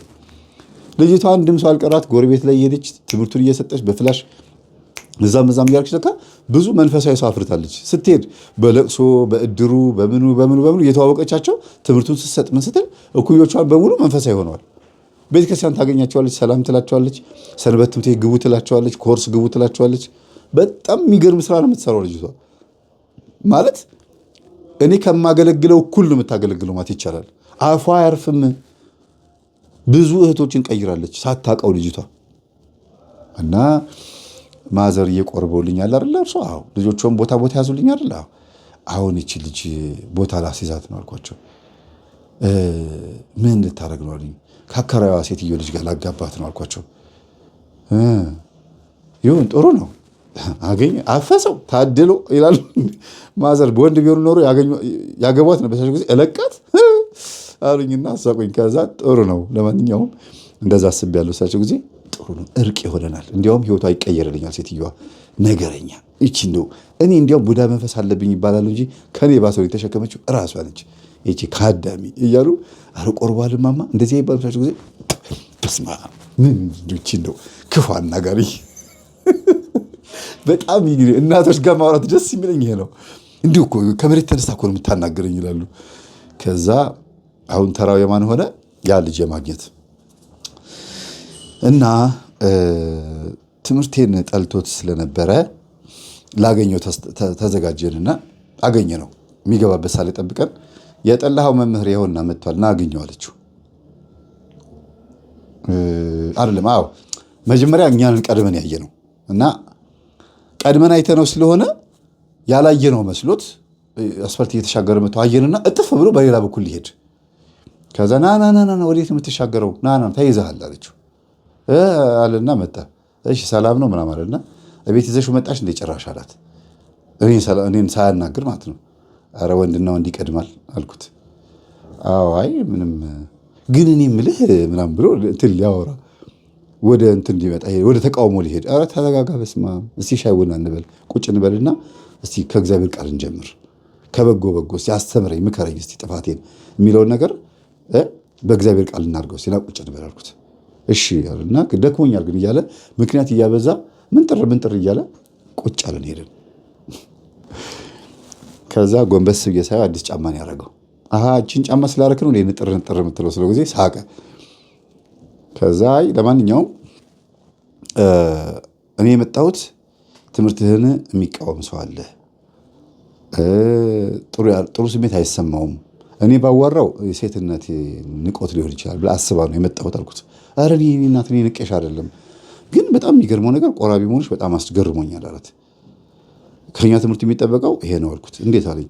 የእኛን ትምህርት የሰማ ሰው የማይቆርብ የለም፣ ከስንት አንድ ነው የምታገኘው አልኩት። ማለት ዘሎ ግን ቁርባን ላይ መግባት ጥሩ ነው አለኝ። አየህ አንተ መንፈሳዊ ሰው አይደለህም፣ ዝም ብለህ ቤተክርስቲያን ትመላለሳለህ እንጂ እውነት ሰባኪዎች እንደዚህ ይላሉ፣ የቤተክርስቲያን መምህራን እንደዚህ ይላሉ፣ ቅዱስ ቁርባን እድሜ ይገድበዋል አልኩት። በእርግጥ አይገድበውም፣ ግን አሁን ጊዜው እኮ ተበላሽቷል። ጊዜው ምን አጠፋ? አንተ ዘመኑን ከዋጀኸው ጊዜውን አልፈኸው መሄድ ትችላለህ፣ ወይ ወደኋላ ወደ አባቶቻችን ዘመን መመለስ ትችላለህ። ዘመኑ መዋጀት ማለት በመጨረሻው ዘመን በፍጻሜው ጊዜ ኃጢአት በበዛበት ጊዜ ራዕየ ዮሐንስ ላይ ልብሳቸውን በበጉ ደም ያጠቡ እድለኞች ናቸው። ምን በበዛበት? በጣም ክፉ ነገር በበዛበት ጊዜ ልብሳቸውን በበጉ ደም ያጠቡ ማለት የቆረቡ ማለት ነው። ታዲያ በዚህ ጊዜ ይችል ሰብሰብ ማለት አይጠቅማትም? ስለ ጊዜ ግን አንተ ትቆርባለህ አለኝ። ለምን ኔጌቲቭ ይመጣብሃል አይምሮህ ላይ? ያስተማሯችሁ መምህራን እኛን እንድጠሉ አድርገው ነው ያስተማሯችሁ? ሰው እንድትወዱ አልነገሯችሁም? ወይስ ችግራችሁ ከኛ ማንነት ጋር ከመወደዳችን ከመፈለጋችን ከክብራችን ጋር ነው ችግራችሁ አልኩት። አይ እንደው በቃ ምልህ በዚህ ዘመን ወንጌል ብቻ ማዳመጥ አይበቃም፣ ዝም ብሎ ሌላ ተአምር ከመከተል አለኝ። አንድ አይነ ስውር ጸበል ላይ ተጠመቀ አልኩት። እሺ አለኝ። አይኑ በራለት። ተአምር ነው የሚባለው ወይስ ፈውስ አልኩት። ተአምርም ነው ፈውስም ነው አለኝ። ፈውሱ ለማን ነው? ለእውሩ። ተአምሩ ለማን ነው? ለአንተ። አየህ አይኑ የበራለት ወይም እግሩ ሽባ የነበረ ሰው ወይም ደግሞ ህመም ውስጥ የነበረ ሰው ሲድን ከስቃዩ ነው የዳነው ወይም ደግሞ ከነበረበት ችግር ነው የወጣው። ለምንድን ነው ተአምር ብላችሁ እንደ ተአምር እንደመስራት ማጂክ አስማት እንደመስራት ብቻ የምታዩት? ለተፈዋሹ ሰላምና እረፍት መሆኑን ለምን አታዩም አልኩት።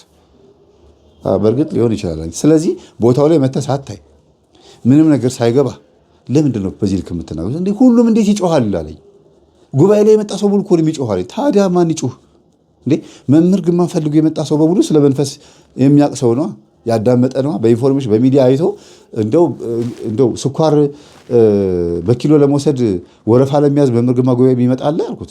ሳቀና እንዴት አለኝ። ታዲያ ቀበሌ ነው የሚኬደው ለስኳር፣ ለሕክምና ሆስፒታል ነው የሚኬደው፣ ለሲኒማ ለፊልም ደግሞ ሲኒማ ነው የሚኬደው። ለመጠመቅ ለመፈወስ መንፈሱን ለይቶ አውቆ በአዳም ልኮ እናቴ ታመልክ ነበር ብሎ ለመፈወስ ደግሞ መምህር ግርማ ጋር ይመጣል። ጸበሉ ሳል ይሄድ ማን ከለከለው? ጸበሉን ጸበል ግን እያለ መምህር ግርማ ጋር ከጮኸ ጸበሉ ካላስጮኸው ችግር አለ ማለት ነው አልኩት። በቃ ስለዚህ ነቅተህ መጠመቅና ዝም ብሎ ሄዶ መነከር ይለያያል። ሻወር ቀረሽ ሳሙና ቀረሽ ሻወር የሚባል ነገር አለ። ሳሙና ቀረሽ ሻወር ማለት ዝም ብሎ ጸበል እየተጠመቁ ይመጣሉ፣ 7 ቀን ይሞላቸዋል፣ ምንም የለም በቃ ገላ መታጠብ በሉት። እኔም እምቢ አለኝ እኮ ለውጥ የለም ይላሉ። ምክንያቱም መጀመሪያ ንቃት ነው። ለዚህ ነው ትንቢተ ሆሴ ላይ ሕዝቤ እውቀት ከማጣቱ የተነሳ ጠፍቷል ይላል። ሆሴ 3:4 እና 4:3 ላይ የማያስተውል ትውልድ ይገለበጣል ይላል እዛ ሆሴ ላይ። እና ባለማስተዋላችን ባለማወቃችን ጠፍተናል፣ ተገልብጠናል፣ ወደ አውሬነት ወደ እንስሳነት ተገልብጠናል። ይህ አይመስልህም አልኩት። ይሄ ትውልድ እውነት እውቀት ከማጣቱ የተነሳ ላይ ጠፋው አልኩት። ስለዚህ እነዚህ ሰዎች በአዳም ልኮ ሲያመልኩ ቤተሰቦቻቸው ሲያመልኩ ምን ያመልኩ እንደነበረ ባለማወቃቸው ጠፍተው ነበረ። አሁን ደግሞ ተገኙ፣ ክርስቶስ አገኛቸው፣ ወደ ስጋው ደግሞ ቀረቡ። እውነት የአባ ገብረ ኪዳንም ይሁን የሌሎች መምህራንም ማንም አባቶቻችን ተመልከታቸው የሚያስተምሩት ትምህርት ውስጥ እና እኛ የምናስተምረውን ትምህርት ዝም ብለህ ልብ ብለህ ያለምንም ነቀፌታ እንዲሁ ፖዚቲቭ ሆነ እስቲ አዳምጠው። ምን ልዩነት አለው? ምንም ልዩነት የለውም። አንድ አይነት ነው ትምህርቱ። ለውጡ ምኑ ላይ ነው? ጠላትን ማወቅ አለማወቁ ላይ ነው። ወዳጃችንም እግዚአብሔር እንደሆነ እናውቀዋለን። እንዴት እንደወደደንም እናውቀዋለን። እንዴት እንደተሰቀልን እናውቀዋለን። ግን ለዛ ፍቅሩ የሰጠነው ምላሽ የኛ ህይወት ግን ነፃ ፈቃዳችን ተጠቅመን መሸሽ ነው። ለምን? ጠላታችን ስላላወቅ ነው። ወዳጅን ማወቅ ብቻ ለሚጠቅመው ጠላትንም ማወቅ ይጠቅማል። ለምን? ከወዳጅ ላለመራቅ። ከወዳጅ ማን እንዳራቀን ምናውቀው ጠላቶች ስናውቀው፣ ደካማ ጎናችን ስናውቀው ነው ብዬ ነገርኩት። በተወሰነ መልኩ ተረዳኝ። ያው ቶሎ አይዋጥለትም። ጠጣ እያልኩኝ ስፕራይቱ እንዲዋጥለት ጎርጎጭ እንዲያደርገው ተፈው እንደዚህ ይመታል። እስቲ እንግዲህ መቼም እኔ ትምህርቱን አዳምጥ ልትለኝ እንዳይሆን አለኝ። በእናትህ እንዳታዳምጠው ትምህርቱን አልኩት። አሁንም እልህ ይዞኝ እንዳዳምጠው ልታደርገኝ ነው አለ። አይ በፍጹም ትምህርቱን እንዳታዳምጠው። ለምሳሌ ካዳመጥከው አቃቂር እያወጣህ ነው የምታዳምጠው፣ እየሰነጠቅህ ነው የምታዳምጠው። ስለዚህ አይገባህም ትምህርቱ። እናንተ ቤት ውስጥ እንግዲህ ልጅቷ ነግራኛለች። ሴትዮዋ ከምን መሰላችሁ የሰማሁት ኢንፎርሜሽን ሳሊዝ አልሄድም። እኚህ ሴትዮ ባለታሪካችን ማለት ነው መካን የነበሩት እናት፣ መካን የሆኑት እናት የጎረቤታቸውን የሴትዮዋን አምልኮ ያውቃሉ። ምን እንደምታመልክ እቤት ውስጥ አዳልሞቴ እንደሚመለክ፣ አዳልሞቴው ደግሞ ዛር ነው። እቤት ውስጥ ደግሞ ከአንድም 3 ሬሳ ወጥቷል። ሬሳ ስላችሁ ሰው ታሞ ይመጣል ይሞታል፣ እዛ ቤት ይመጣል ይሞታል። እና እንደዚህ አይነት ነገር ያጋጥማቸዋል። ከዛም ቀጥሎ ደግሞ ለቅሶ በሚሆኑበት ሰዓት የሚያስጓራት መንፈስ አለ ሴትዮዋ። ይህን ስለሰማው እኔ ደግሞ ምን አደረኩኝ፣ በቤታችሁ ውስጥ አንዳንድ ነገሮች ከሌሉ ጤነኛ ነህ አንተ። እናትህ ጨሌ ማታመልክ፣ ጨሌ ያለ ቤት ውስጥ ጨሌ ማታመልክ ከሆነ ጤነኛ ነህ። ዛር መንፈስ የማይመለክ ከሆነ እናትህ ባዕድ አምልኮ የማያመልኩ ከነበሩ እንዲሁ አንዳንድ ጊዜ ከሀዘን ጋር ከረቅሶ ጋር በተገናኘ ይህ ነገር ከሌለ ጤነኛ ነህ። ከዛ ውጭ ግን መርምር፣ ቤተሰብህን ጠይቅ አልኩት። አይጠፋም እኮ አንዳንድ ነገር አይጠፋም፣ ግን እኔ ላይ ስልጣን የለውም አለ። ግን አለ ማለት ነው አይደል አልኩት። ሁሉም ቤት አብዛኛው ጊዜ ተመሳሳይ ነው አለኝ። ስለዚህ ለምንድን ነው ታዲያ ትምህርታችን የተቃወምከው? አሁን ተያዘ። ገባችሁ? ለምን ተቃወምክ ትምህርቱ ነው? ሁሉም ጋር እንደዛ ከሆነ ለምን ወደ እግዚአብሔር መምጣት አቃታችሁ ታዲያ?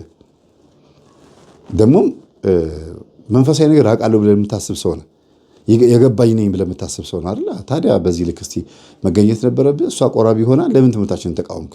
እሷ ቆራቢ ሆና ለምን ተቃወምካት? እሰይ ጥሩ ነው እንኳንም ቆረብሽ ነው የሚባለው አልኩት። አይ የሆነ ነገርማ ይኖራል እኮ ይሄ ማይከድ ነው አለኝ። አዎ ህይወትህን ተመልከተው፣ ገንዘብ አያያዝህን፣ እድልህን፣ ህይወትህን፣ ሁሉ ነገርህን ተመልከት፣ እህትህን፣ በአጠቃላይ ዙሪያን ተመልከት አልኩት። ከዛ በኋላ ነው ስለ እህቱ መናገር የጀመረው።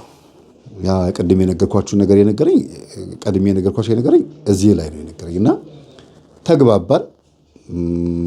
አሁን ዳርዳር የዘፈን ዳርዳር ውስጥ ክስታ ነው የሚባለው አይደለም። ምን እንደፈለግኩኝ ገብቶታል።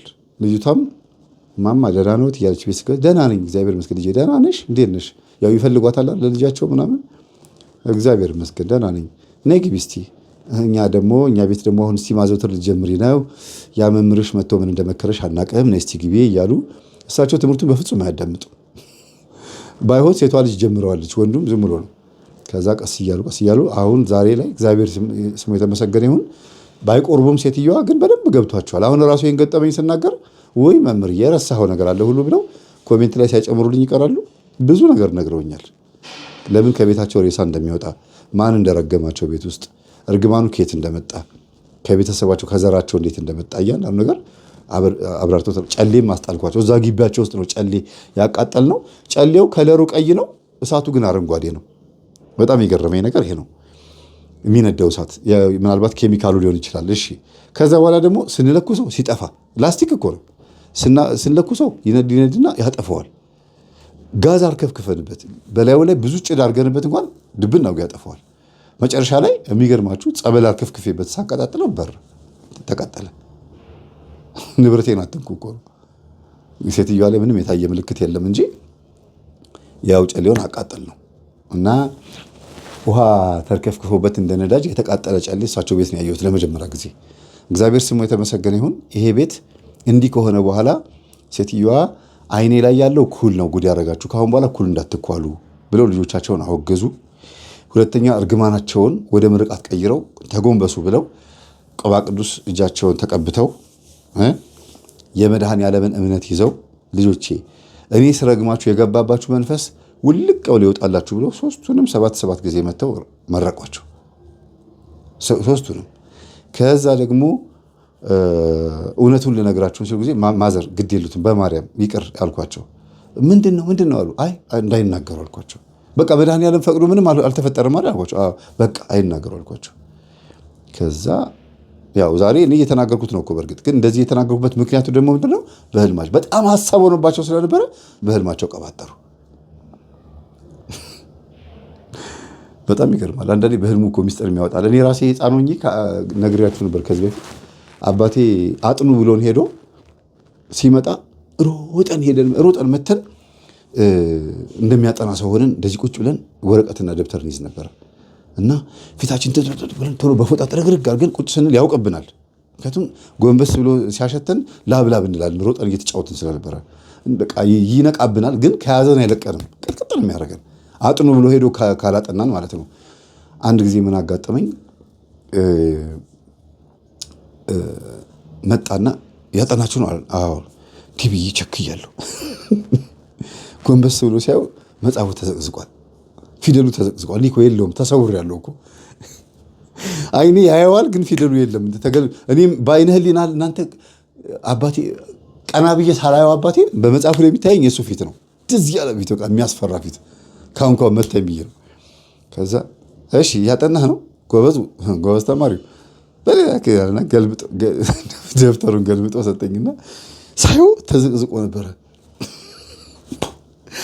እንግዲህ አስቡት፣ በዚህ ልክ ነበረ እንትን የሚለን እና ምን ይለናል? አጥኑ ነግሬያቸዋለሁ ይሆንና ቀን ፋዘር መጣ አልመጣም እያለን ስለሆነ የምንጫወተው ማታ በህልሜ ውራ ተከት እኔ ነኝ ሰኞ ማክሰኞ እያልኩኝ በእንቅልፍ ልቤ ቀባጠር ነበር እና ይሰማኛል። ጠዋት ሲነጋ ትናንትና አጥኑ ብዬ ሲሄድ ስትጫወት ነው መሻው ጊዜ እያጠናሁበት ጊዜ ኧረ ነው እንዴ ውራ ተከት እያልክ እዚህ ጠጠር ስትጫወት ሰኞ ማክሰኞ ዝላይ ስትጫወታል የምትውለው በእንቅልፍ ልብ ስትቀባጠራል የምታድረው። ስለዚህ በእንቅልፍ ልብ መቀባጠር ምን እንደሆነ ስለማላቅ ከዛ እሱ ከሄደ በኋላ ማዘር ስጠይቃት ታኝተህ ስትቀባጠር ነበረ እና እንዴት ብዬ በእንቅልፍ ልቤ እንደ መቀባጠር እንደሌለብኝ ዘዴውን ስለማላቀው በቃ መጫወት አቆምኩ። ከዛ በኋላ በስርዓቱ መሄድ ጀመርኩኝ እና አንዳንዴ እንደዚህ ያጋጥማልና ሴትዮዋም ልክ እንደዛ ነው ያጋጠማቸው። ቀን ያስጨነቃቸው ነገር ማታ መጣ። እንዴት ብዬ ነገራቸው እኔ እናታችን እኔ መካን ነኝ ያልወለድኳቸው ምናምን ብሎ ሲቀባጥሩ ልጆቹ ሲያለቅሱ ነው ያደሩት። ሲያለቅሱ ጠዋት ሲነጋ መምህር ይሄን ነበረ እንዴ እንደዚህ ያለችህ መምህር ውይ ነገሯችሁ እንዴ? ጊዜ ቀባጠረች በህልሟ በራሷ በህልሟ እናታችን እየቀባጠረች ነው አሉ። አዎ በእናታችሁ በጣም እንዳይከፋችሁ አልኳቸው። እና ይሄ የሆነው መቼ ነው መሰላችሁ? ሰይጣን ሆን ብሎ ሲያጋልጣቸው ይሁን እግዚአብሔር ይሁን አላውቅም። የዓመት በዓል ቀን እቤታቸው መጥተው ነበረ። እናታችን እንዳይከፋት ብለው የዓመት በዓል ቀን እቤት መጥተው ነበረ ተሰባስበው። የዛን ቀን ነው የተጋለጠው፣ ቅርብ ጊዜ ማለት ነው፣ የትንሣኤ ጊዜ የታወቀው። እና እግዚአብሔር ስሙ የተመሰገነ ይሁን። ብቻ ከታወቀም በኋላ በጣም አዝነዋል። ግን የገረመው አንደኛው ልጃቸው ወንዱ ልጃቸው ከማህፀኗ ሳንወጣ እንዴት ነው ሶስታችን መካን ይሆን ነው? እንዴት ሶስታችንም ልጅ እምቢ አለን የሚለው ነገር ገርሟቸዋል። እርግማኑ ነው መካን። ግዴታ ከዛር መንፈስ መጥቷል መካን የሚያደርገው። መተትም መካን ያደርጋል። ሆዷ ፍሬ እንዳያፈራ ብለው መተት ካረጉ መካን ያደርጋል። እርግማንም መካን ያደርጋል። ቡዳም መካን ያደርጋል። እቺ ሴትዮ እንደውስ እንደማትወልድበት ማን ብሎ ካለ በቃ ቡዳ ነው። አሁንም አረገዘች እንደው ማን ብሎ ደግሞ የሚመቀኝ ሰው ካለ መካን ያደርጋል። ስለዚህ ጥሩ አለመመኘት በራሱ ከሟርት አይተናነስም፣ ከእርግማን አይተናነስም። ጥሩ አለመመኘት፣ መጥፎ መመኘት ወይም ደግሞ በአጠቃላይ አንድ ሰው ባለው ነገር ደስተኛ ካልሆነ እላዩ ላይ ምቀኛ መንፈስ አለበት ማለት ነው። በሚያደርገው ሁልጊዜ በሚያደርገው ነገር ደስተኛ ካልሆነ ምቀኛ ሰይጣን አለበት ራሱ ላይ። ከሌላ ሰው ያልመጣ መጥቶም ሊሆን ይችላል፣ ብቻ ራዩ ላይ ያን መንፈስ ማስወገድ መቻል አለበት። እና ይሄ ልጃቸው የጠየቀው ጥያቄ ግርም ነው። እህቶቹ ራሱ በጣም ገርሟቸዋል። ከማህፀኗ ሳንወጣ ኩሉን በመኳል ብቻ እንዴ አይነ ጥላውን ስትወጣ እንዴት እንደነበር ልንገራችሁ። የሱ ከቤት ውስጥ የጮኸው የወንዱ መንፈስ ነው። ሁለቱ ሴቶችና የእናትየው አልጮኸም፣ ግን ምልክት እያዩ ነው። ጸበል ሲገቡ ምናምን ወጥሮ ይዛቸዋል። ሊጮህ ይልና ይመለሳል። ወንዱ ልጅ ግን ወዲያው ነው የጮኸው። አልፈልገውም ምናምን ብላ የሴት ድምፅ አሰምታ ነው የጮኸችው አሉና የገዛ የእናቱ ድምፅ ነው የሚባለው። ወጣት እያሉ የነበረ ድምፃቸው ነው። እና ስናሰማቸው ኧረ ይሄ ነገር የኔው ነው መሰለኝ አሉ ደንግጠው። ድምፁን ስናሰማቸው እኔው ነኝ የበላሁት በቡዳ እኔው ራሴ ነኝ ቅርጥፍ ያደረኩት ይላሉ። ታዲያ በሰፈሩ ቡዳ ተብለው ከተጠሩ ልጆቻቸውን የማይበሉበት ምክንያት የለም አይደለ? ግን መንፈስ ነው። ቡዳ ይወጣል አይወጣም? ይወጣል። ቡዳ ይለቃል አይለቅም? ይለቃል። ይታሰራል ይታሰራል። ቡዳ መንፈስ ነው እንጂ የሰው ባህሪ ጸባይ አይደለም። እግዚአብሔር የፈጠረው ጸባይ አይደለም። ቡዳ ናቸው ተብሎ የሚታሰቡ ሰዎች ሰው ናቸው አይደለም። ቡዳ ናቸው ተብሎ የሚታሰቡ ሰዎች ቀርቶ ወደ ሌላ እንስሳነት የሚቀየሩት ራሳቸው እንኳን ገነት ገብተዋል፣ ጸድቀው ማለት ነው። ፄዋለ ጽድቅ አለ፣ ናቡከደነጾር አለ አይደል? የባቢሎኑ ንጉስ። ከዛ ደግሞ ሌሎችም አሉ እንደዚሁ በጣም ብዙ ገጸ ከልብ የሚባሉ እነዚህ ሰበዳት ካሊ ፍጥረት የሚባሉ የቅዱስ መርቆሪዎስ አገልጋዮች የነበሩት እንደገናም ደግሞ ክርስቶፎሮስ የሚባል ከዚህ በላይ ውሻ የነበረው እነዚህ ሁሉ ቀርጻቸው እንኳን ሌላ እንስሳ ሆነው ግን ልባቸው የሰው ልብ ስለነበረ እግዚአብሔር ለነሱ ሞቶላቸዋልና ስለ ክርስቶስ ሞት ማድረግ ሰብከው ስለ ትንሣኤው ሰብከው ተሰይፈው ሰማዕት ሆነው ያለፈዋል። በተለይ ክርስቶፎሮስ ሰማዕቱ ቅዱስ ክርስቶፎሮስ ብላችሁ ብትገቡ ከዚህ በላይ ውሻ ነው ግን ሰው ነው። ስለዚህ እግዚአብሔር ደግሞ ብሄድ ይሻለኛል ብሎ ተናገረ። ደግሞ ሌላም ደግሞ ልጆች አሉ ሌሎችም ደግሞ አሉ እንደነሱ ደግሞ ሄጄ ልታያቸው ብሎ የተናገረው ክርስቶስ ለዚህ ነው። ብዙ ናቸው የክርስቶስ ልጆች እኛ ብቻ አይደለንም። እና በአንድም በሌላም መንገድ እግዚአብሔር ያስተምራል፣ የሰው ልጅ ግን አያስተውልም ይባላልና እኚህ እናት የቡዳነቴን ስም የሰረዝክ እግዚአብሔር ሆይ ስም የተመሰገነ ይሁን። ቤተክርስቲያን ሄደው እኮ ነው ጎረቤቶቻቸው አጠገባቸው እያሉ እኮ ነው ተሰይል ማዳንግ ሰው ግን አሽሙር ቤተክርስቲያን ገብቶ የአሽሙር ጸሎት የሚባል ነገር አለ። አረ ማዘርጌ እንደዚህ አይባልም አልኳቸው። በምንድን ያወኩት? አከራዋ ነች የነገረችኝ። እንደው መምህሩ እማማ ቤተክርስቲያን ገብተው በአሽሙር ይጸልያሉ አሉኝ። የአለቃ ገብራና ሚስት ሆኑ ማለት ነው አልኩኝና ማዘር አልኳቸው ቤተ መቅደስ ገብተው እጆትን ዘርግተው አሽሙር ይጸልያሉ ማነገረህ አሉኝ። እንዴ እዛ ሲጸልዩ የነበሩት አብረውት የነበሩ ጎረቤቶች ሆናቸው ጊዜ እኔም እሷን አይቼ ነው ልኳን የነገርኳት። ቤተ መቅደስ ገብተው በአሽሙር ይጸልያል አልኳቸው። ተወኝ እባክህ እንደው እግዚአብሔር ፍትት ስላደረገኝ ደስ ብሎኝ ነው አሉኝ። እንደው ለማንኛውም ለወደፊቱ ግን እንደ አይሁዳውያንና እንደ ፈሪሳውያን ፊት ለፊት ጮክ ተብሎ አይጸለይም፣ ሁሉ ነገር በሆድ ነው አልኳቸውና እሺ አሉኝ። ግን በጣም የሚገርም ነው አጸላላቸው። የቡዳነቴን ስም የቀየርክ ስም የተመሰገነ ይሁን፣ ገላገልክ፣ ልጆችንም ቦታቸውን አስያዝክ አሉ። አሁን እግዚአብሔር ይመስገን መካከለኛዋ ልጅ እርጉዝ ናት። በሉ እስኪ እንደዚህ ነው አይደል? እንደለመደብኝ እንደዚህ ልል ነበር። እና እባካችሁ እንደዚህ የለመደብኝ መሰላችሁ በዚህ መጽሐፍ ቅዱስ ይዤ እያስተማርኩ እያለ እስቲ ልልበሉ ላሉና ለምዶብኝ እንደዚህ ነው። ጨረስኩ፣ ምክሩንም ጨርሻለሁ። ከዚህ ብዙ ኩል እንዳትኳሉ በእግዚአብሔር። አንደኛ ነገር ኩሉን ከደብተራ እጅ ከገዛችሁትና ደብተራ ከሰጣችሁ ወይም የሆነ የሚሰጧችሁ ሰዎች ካሉ የፍየል ስጋ አቃጥለው አሳርረው ወቅጠው ከሰል፣ ከዛም ደግሞ ሌላም ደግሞ ጉንዳን ቆልተው ጉንዳን ስጋ ያበሰብሱና ቀቅለውት መጀመሪያ ስጋውን ይቀቅሉታል። ከዛ ሳር ላይ ይወረውሩታል።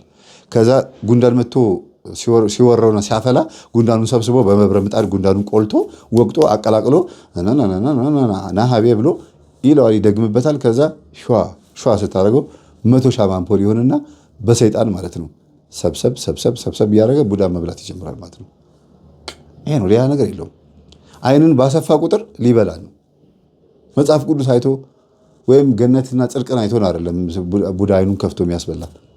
ጨለማ ሞቱን ነው የሚያሸት። ስለዚህ የወንድ ኩል የሚኳሉ ሰዎች ደግሞ የሚገርሙ ናቸው። በጣም ብዙ ቦታ በተለይ አረብ ሀገራት ላይ ይሄ ነገር በጣም ይዘወተራል። አይታችኋል ቪዲዮ ላይ ወንድ ሆኖ ኩል ሲኳል ምን ማለት ነው? አንዱ ይሄ ነው እንግዲህ የሴት ዛር አይነት ላይ ያለችባቸው ወንዶች ይኳላሉ። ጥፍር ቀለም ደግሞ እቺን የሚቀባዋል፣ እቺኛው ሁለቱን ጣት ማለት ነው። የቀለበት ጣትና የማርያም ጣት። ይሄ ማርያም ጣት ጥፍር ቀለም የሚቀቡ ሰዎች አቴቴ የምትባለዋ ዛር ያለችባቸው ቤተሰብ ውስጥ ያሉ ናቸው። ለምን? የቤቱ እናት የማርያም ጣት ስለምንል እናት ማርያም እናታችን ስለሆነች የቤቱ እናት እኔ ነኝ ብላ አቴቴ ጨሊዋ መቀየሯ ነው ልጅነትን የሚያሳየው። ይሄ ደግሞ ባልነትን ወይም ሚስትነትን የሚያሳየው ጋብቻን የሚያሳየው ቃል ኪዳንን። ሁለቱን ወንዶች ጥፍር ቀለም ሲቀቡ ወይም ደግሞ ጥፍራቸውን ሲያሳድጉ አላያችሁ? ወንድ ሆነው እንዲህ እያለ ይላል አይደለ? ወንድ ሆኖ እኮ ነው። እኔ በጣም የሚገርመኝ ምን አይነት ነገር ጥፍር ወንድ ልጅ ጥፍር ያሳድጋል? ጥፍር ፀጉር ማሳደግ ይሄ የአጋንንት አሰራር ነው። ወንድ ሆኖ ፀጉሩን የሚያሳድግ ባህታዊ ወይም ተባህተወ ወንድ ብቻ ሆነ። እንስት ሴት ነች፣ ተባዕት ደግሞ ወንድ ነው።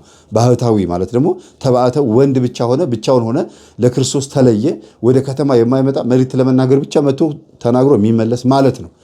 ይሄ ደግሞ ናዝራዊ ማለት ነው። ለክርስቶስ የተለየ ወይም ለእግዚአብሔር የተለየ ማለት ስለሆነ ፀጉሩን አይነካም። በቃ ትውፊት ነው። ይሄ ከኦሪት ጀምሮ የመጣ ትውፊት ነው። ቅዱስ ትውፊት ይባላል። ከዚህ ውጭ ራስ ተፈሪያን የምትሏቸው ይሄ ጉድሩ የምትሉት ቃልቻው ምናምን የምትሉት በሙሉ ኮርጆ ነው። ልክ እንደ መቁጠሪያው ባቱ ተፍሲር እንደሚለው ዕጣን ስንል ልዋንጃ ይላል፣ እኛ ዳቤ ስንል ቤተክርስቲያን እሱ ቡና ቁርስ ይላል። እኛ ጸበል የቅዳሴ ጸበል ስንል እሱ ደግሞ ቡና ጠጡ ይላል። ያ ይኮርጃል። እዚህ ጋርና እዛ ጋር መኮረጅ ይወዳል።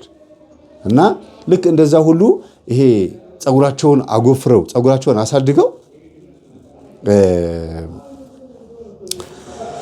ቤተክርስቲያን የሚመጡ ታቦት ለመሸኘት የሚሞክሩ ምንም ችግር የለው ምን አገባ እግዚአብሔር ሳይከለክለኝ አንተ ምንድን አትበሉ ባካችሁ። ፀጉራችሁን ያሳደጋችሁ ሰዎች ወንዶች ሰው ሲነግራችሁ ትንሽም ቢሆን እግዚአብሔር በዛ በኩል መቶ ሊያናግርህም ሊሆን ይችላል።